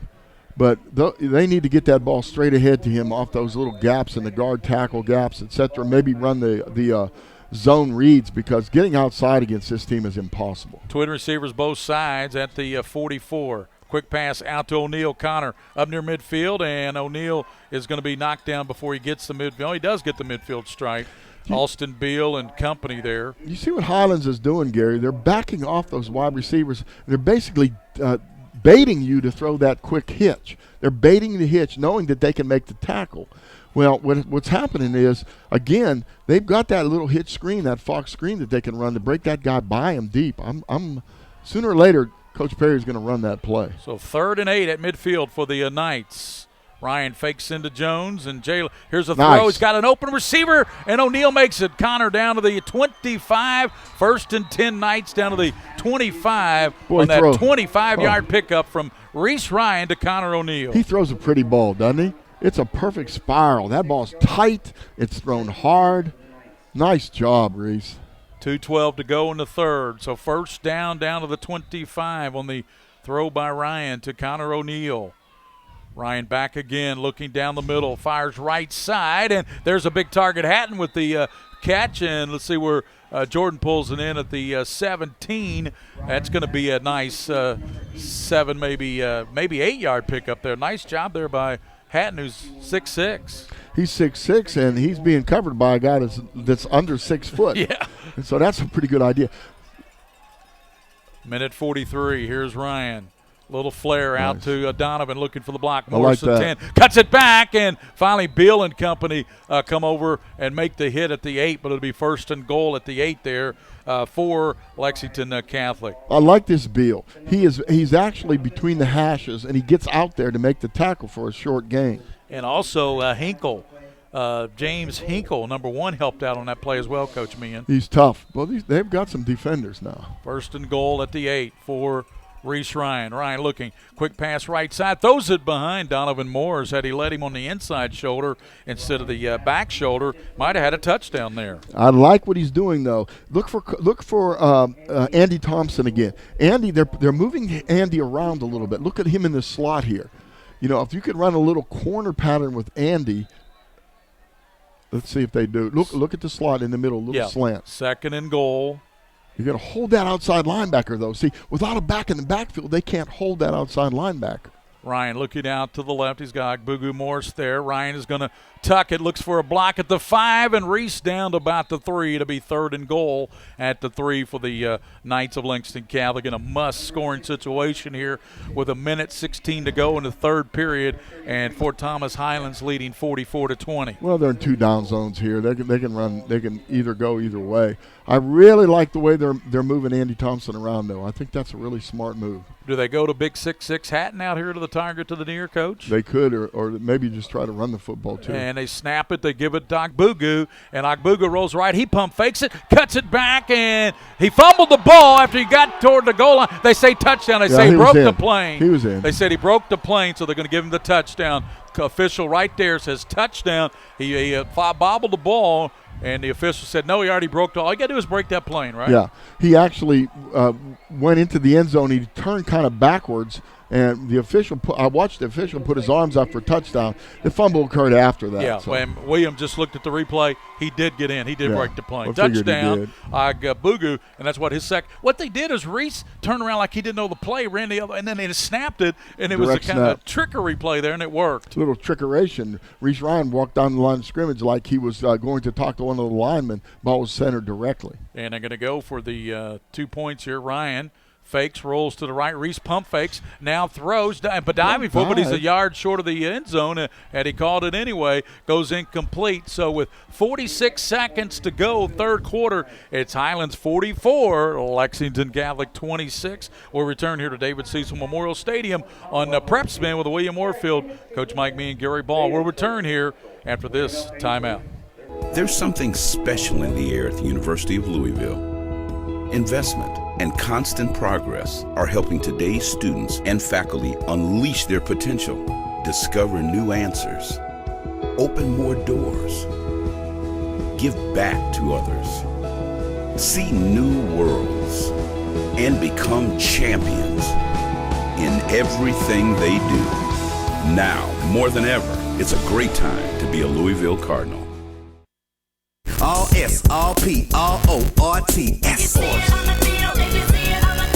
it up at all sports. Pick it up at all sports. In Fayette Mall on Facebook and Twitter, locally owned and operated since 1972.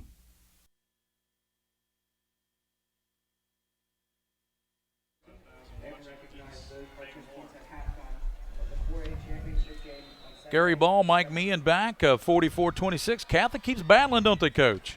Short kid. I didn't even go 10 yards. No, that was But the Highlands player was able to cover it there, so I'm not sure what the theory is here on these kicks. But both teams, in my opinion, of course, Jared Doherty does not allow Andy Thompson to return anything, and maybe that's a strategy for Catholic. That ball didn't even go 10 yards. Coach, that was the kicker. He just didn't get enough of the ball on the top. But I think Coach Perry's saying, hey, look, if we deliver a punch and score a touchdown, we need to get another one too, because we're not going to be able to just run back and forth and outscore them. Bo Hodge gives to Earledge. Yeah, that ball was loose. Earledge did a nice job pulling that ball in from the quarterback, Bo Hodge. 35 seconds here. I'm not sure Highlands might get off one more play here in the third period. 44-26, they lead Lexington Catholic. Thanks for listening tonight on PrepSpin. Great job by William Moorfield, our producer. We're up here in the press box at David Cecil Memorial Stadium. And by the way, thanks to all the folks here at Highlands. Dale Mueller, the athletic director, very hospitable folks here. Jeremy Bione, the game manager. I think they're going to let this clock run out. Yeah, I do too. I didn't think they'd get a playoff. So that's going to do it for the third. We come back with the final quarter. It is Ft.Thomas Highlands 44, Lexington Catholic 26 here in the Commonwealth Gridiron Bowl 4A state semifinals here from David Cecil Memorial Stadium. We'll return after this. Nice job today. Thanks, Coach. Proud of you. We'll get back at it tomorrow.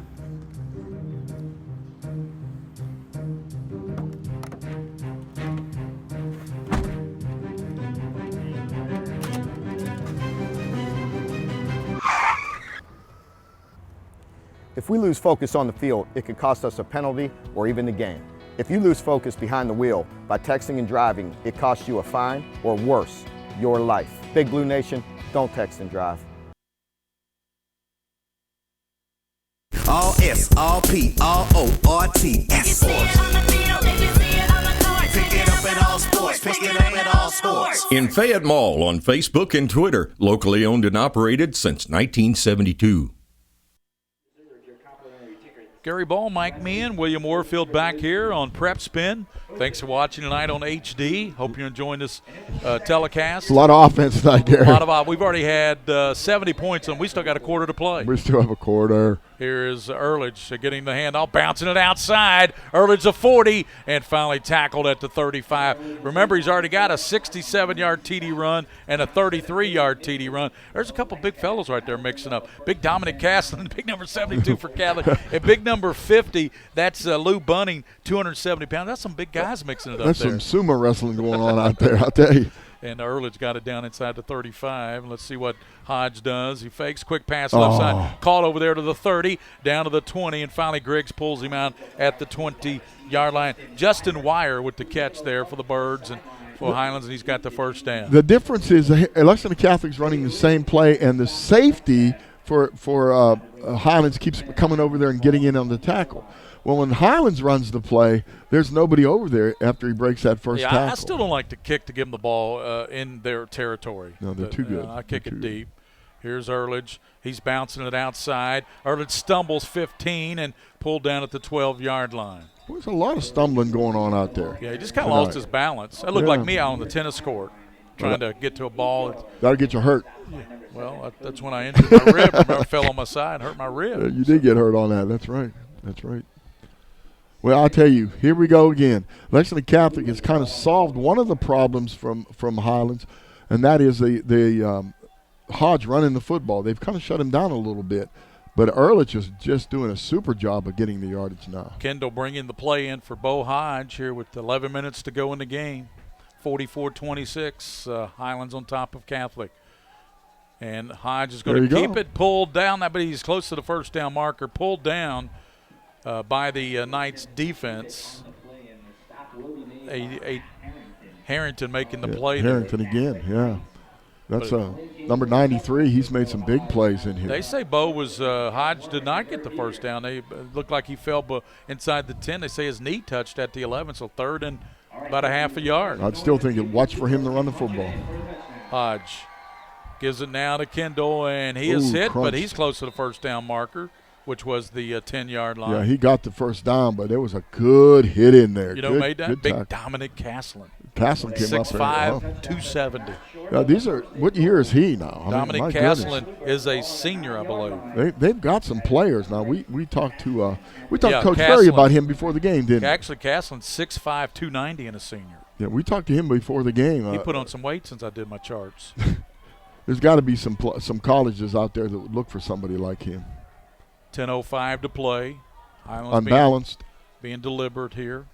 Hodge gives now right side, and that's Kendall. He hits and knocked down at the 10-yard line. Well, see what happened there was they came out in the unbalanced line again and snapped the ball quickly and ran the sweep. But Lexington Catholic made the adjustment. They slanted to to that side and did a good job of shutting that down. Second down and goal for the Highlands Bluebirds at the 10. Boy, they're really dependent on that unbalance when they get in that short yardage. Running some play clock too, aren't they? Now they're running 2 backs. Hodge. I like that. Yeah, little option. Tucks it now. Ehrlich tips it to him, Holding. and he is going to be pulled down. Nice play by the Knights defense. And that was Cody Mitchell making a nice play. Be third and goal. You know, if Mitchell doesn't make that play, Ehrlich is going to run out in for his third score. He's already got a 67-yard run and a 33-yard TD. Well, you know, they can come back to that, and it's basically an option play. And Hodges, if he reads that correctly, he turns upfield. He could have got in the end zone. Nice job. Both of these coaches have got going deep in their playbook for things tonight. Yep. Well, why not? It's the semifinals. What are you saving anything for? It was 28-13 at halftime. Bo Hodge rolling to the right. Hodge sets, throws, and it is going to be tipped around and nearly caught by the second receiver for Highlands, but he couldn't come up with it. I tell you, I think that was New. Yeah, it was New. Chandler New. Did you see he nearly that? had that ball in the end zone. He was juggling it out there with one hand, trying to get a hold of it. 8:41 to play, and Coach, me and we're going to have a field goal attempt here by Jared Daugherty. They'll place it down at the 17 on the far hash mark. It'll be about a 27-yard field goal attempt. Well, they're going to take points here, sure. Absolutely. Leading 44-26, trying to go up by 3 scores. And the Daugherty kick is up, and it is perfect. 8:35 to play, and Daugherty's 27-yard field goal makes it the Highlands 47, Lexington Catholic 26. Will return on PrepSpin here on the Commonwealth Gridiron Bowl 4A state semifinals here in Ft.Thomas, Kentucky.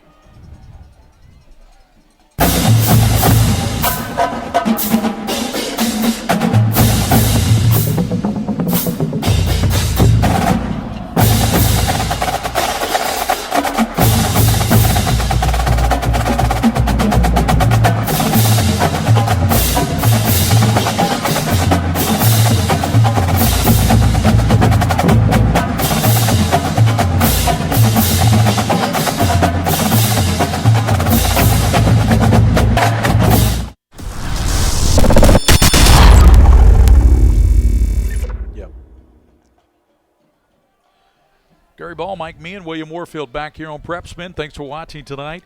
Been an entertaining game. We've got 47-26. We've already got 73 points, still 8:35 to play. Yeah, both secondaries are really struggling right now. But there's a whole lot of offense going on. Daugherty this time kicks it deeper. Marr scoops it to 20. Donovan to the 25, and he's going to be pulled down there by Austin Beal and company at the 25-yard line.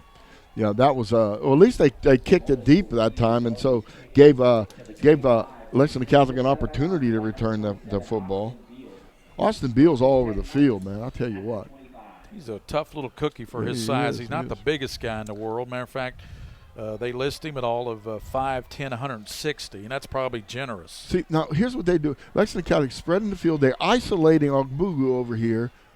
Away from the play, the safety's playing in the middle of the field. You have an opportunity to go down the sideline here. Ryan, quick pass to Ogbugu, and Ogbugu up to the 35, and finally run out of bounds there. And Ogbugu with the catch. I like the matchup. And it was Cal Martin there on coverage. Like I said, we talked about that at the beginning of the game. Pair of number 3's working on there, Martin and Ogbugu. If you can now watch the safety here for Highlands. They're going to isolate him in the middle of the field. That allows the sideline free down here for Ogbugu. Blitz being shown by Highlands. Ryan, does he see that? Reese looking. Now here he goes. He's going to be sacked again for the 6th time tonight.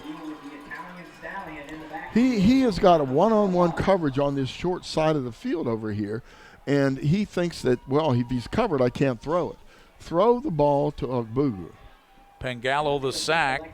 And the announcer, I'm just going to repeat what the announcer called him, the Italian Stallion. The Italian, this guy editorializes quite a bit. Ryan looking. Reese, little screen. That's over to Jalen.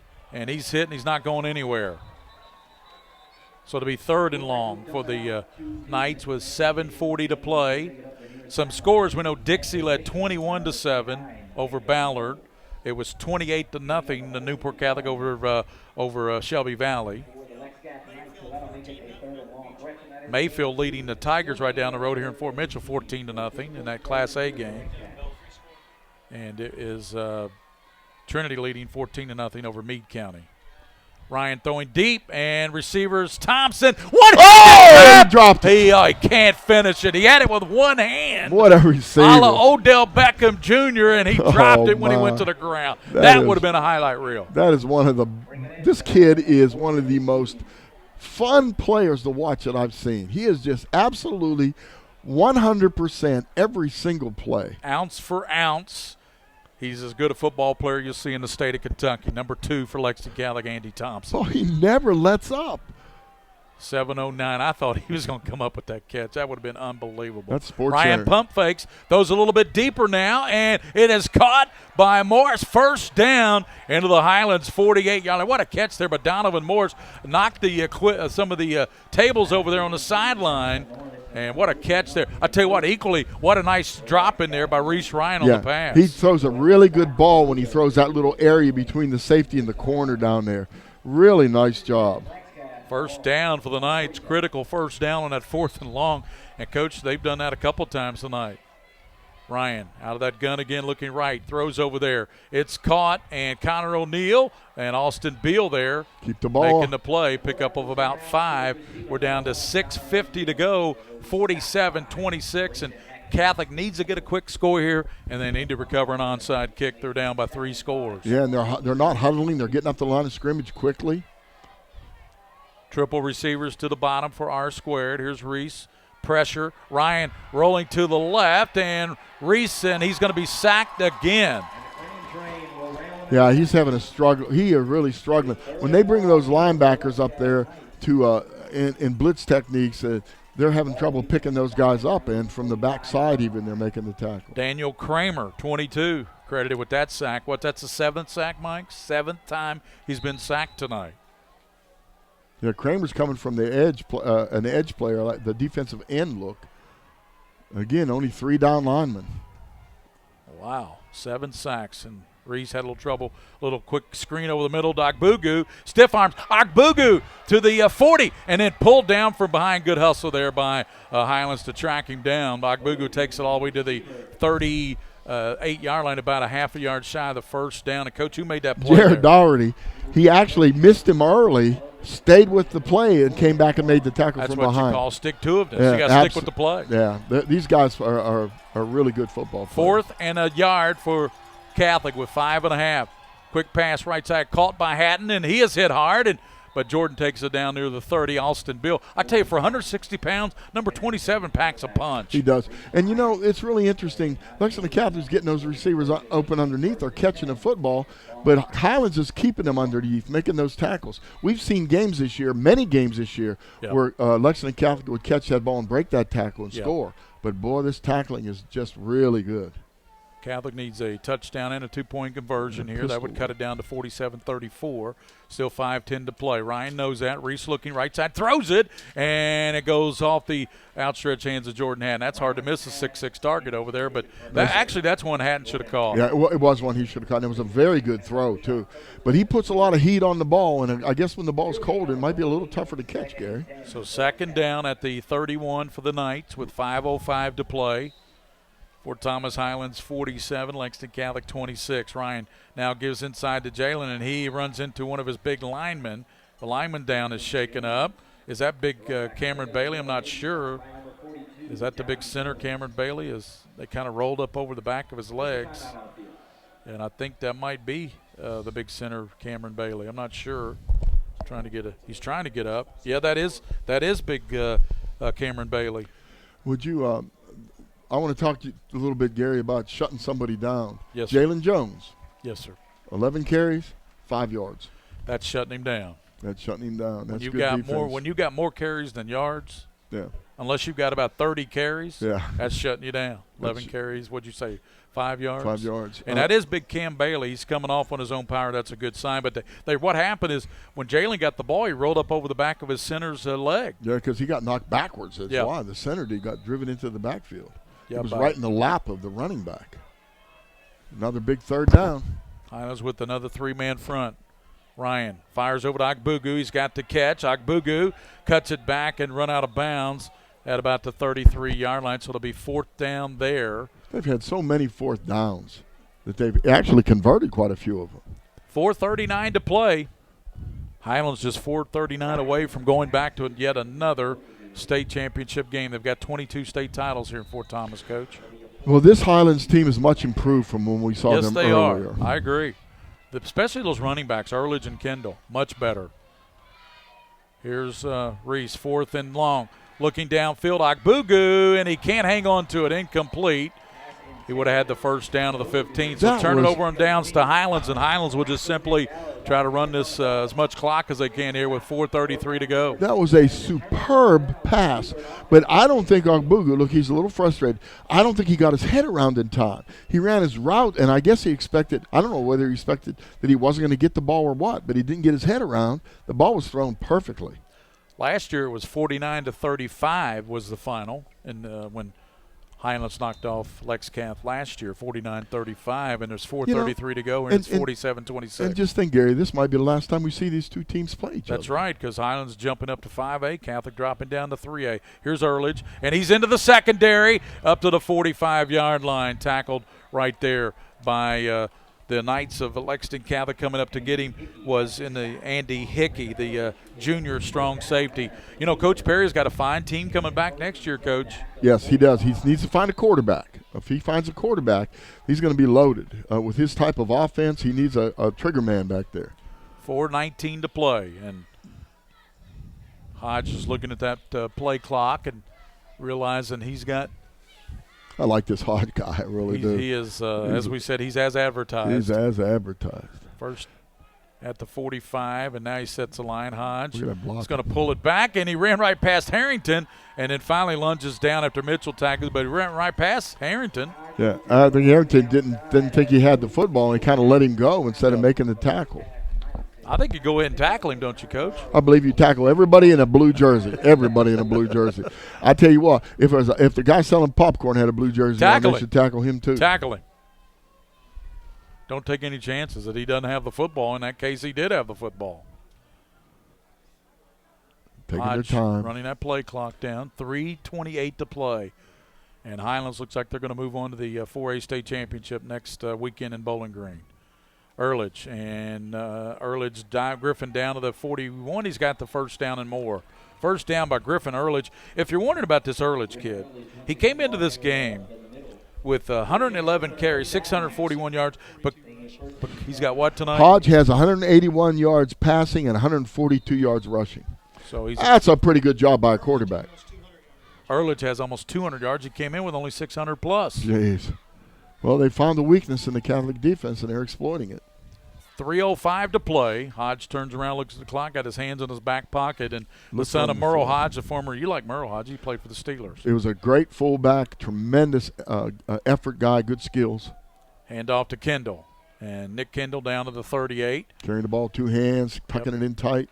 Clock running 2:46. Thanks to William Warfield for producing tonight. He'll be producing next week at the Commonwealth Gridiron Bowl State Championships in Bowling Green. All 6 games next week, won't you, Mr. Warfield? That'll be in Bowling Green at Houchins Fikes Field there in Bowling. You went down to Western last week for a game. I went down a couple weeks ago, I guess it was. Watched Army and Western play. Yep. Western won a big one today in overtime. Over Marshall, yeah. Second down here. Hodge is going to run that clock down to 2:19 on this second down and 5. Gives to Kendall. He's hit, knocked backwards to the 35. Trinity's way ahead now, Gary. Are they? 27-0. Wow, 27-0 Trinity. So it looks like it could be Trinity and Dixie Heights, right, in that 6A title game. Yeah. I don't know anything about Dixie Heights. You're more familiar with those. They're good.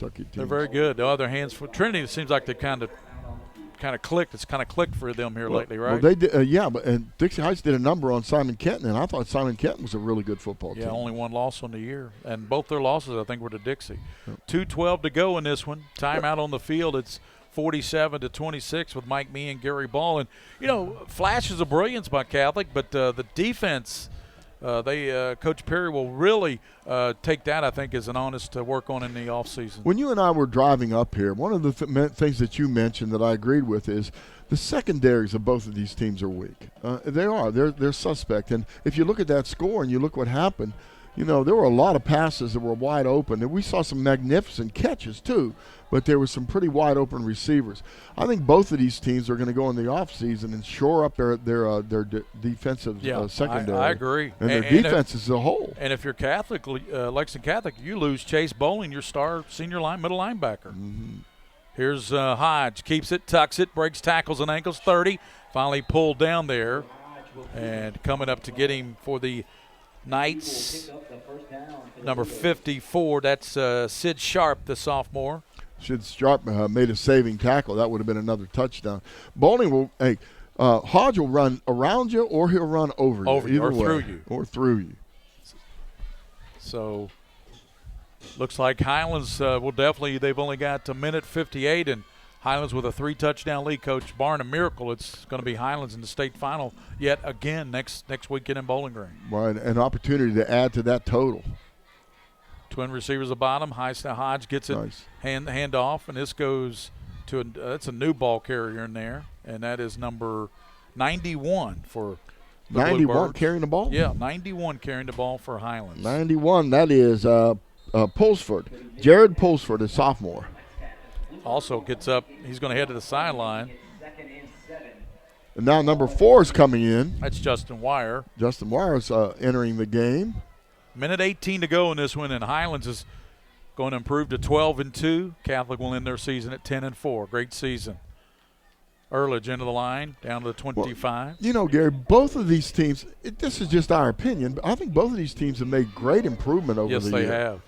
Coach Perry's done a terrific job. Remember, at one point Catholic was 1-3 on the season. 1-3, but he scheduled some. The schedule was kind of tough early.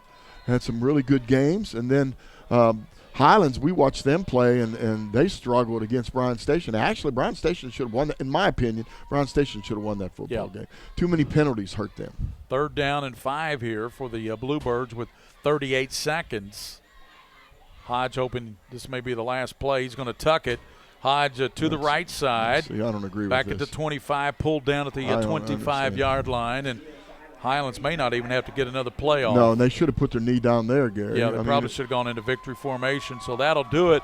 Ft.Thomas Highlands will win it over Lexington Catholic 47-26 here at David Cecil Memorial Stadium. There the teams head to the sidelines, or out to the midfield and from their sidelines to congratulate in the handshake formation. Coach, 47-26. Coach Mike Meehan, what did you think of this game, Highlands and Lexington Catholic? It was what we expected, although I expect a little better defensive stops by either team. I think Highlands has the better football team. I don't think there's any question about that. I think it's very sad that these two teams may not play again. They seem to have a really good rivalry going. Yep. Highlands obviously is way ahead in the rivalry, but that doesn't mean they don't play hard against each other. Final score for Ft.Thomas Highlands 47, and Lexington Catholic ends their season 26. Highlands moves on to the state championships next week in Bowling Green at Houchins Fikes Field, and they will play in the 4A state championship game, and Lexington Catholic ends their season 10-4. Great job by Coach Perry and his staff at Lexington Catholic. We'll come back and wrap things up as Ft.Thomas Highlands moves on 47-26 here tonight on PrepSpin.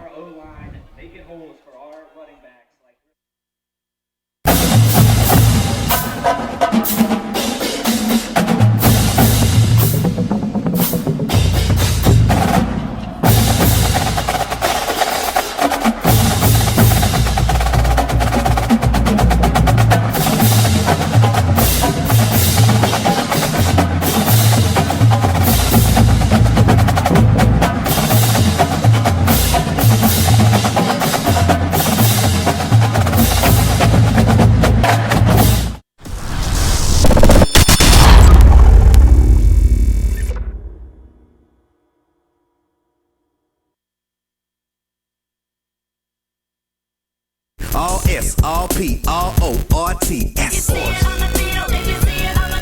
it up at all sports. Pick it up at all sports. In Fayette Mall on Facebook and Twitter, locally owned and operated since 1972.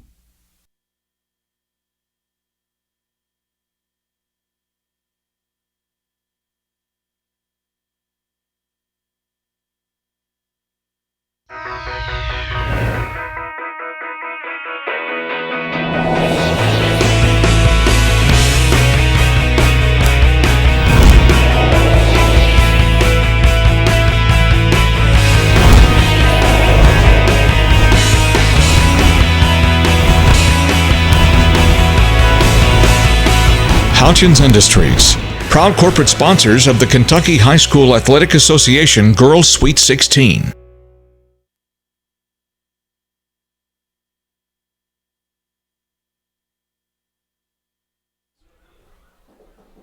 Gary Ball, Mike Meehan back here to wrap things up at David Cecil Memorial Stadium on the campus of Ft.Thomas High School with Coach Mike Meehan, William Warfield. 47-26, Coach Meehan. The victory goes for the Bluebirds of Ft.Thomas Highlands. They head on to the state championship next weekend in Bowling Green. And, of course, tonight Trinity leads 27-0 over Meade County. So Meade County's run might run out tonight, Coach. It might run out tonight, but we're very proud to have covered them, to watch them play. Yep.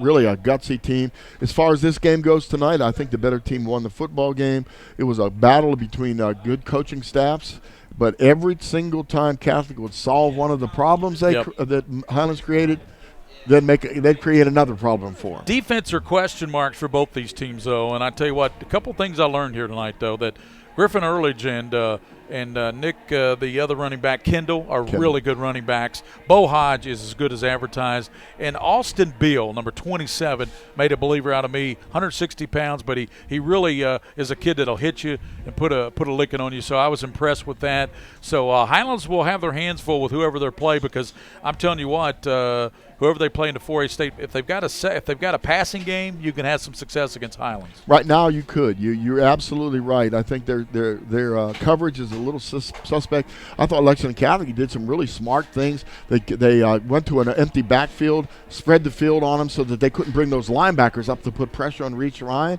Early in the game, Ryan was overthrowing receivers some. Right. I think in the second half he settled down, threw some nice passes. One thing I will say about Highlands tonight, 7 sacks tonight on Reese Ryan, and Reese does normally. I mean, you could sack him, but 7 times. I mean, there's a Kroger store looking for that bag. That's really good defense. It really is.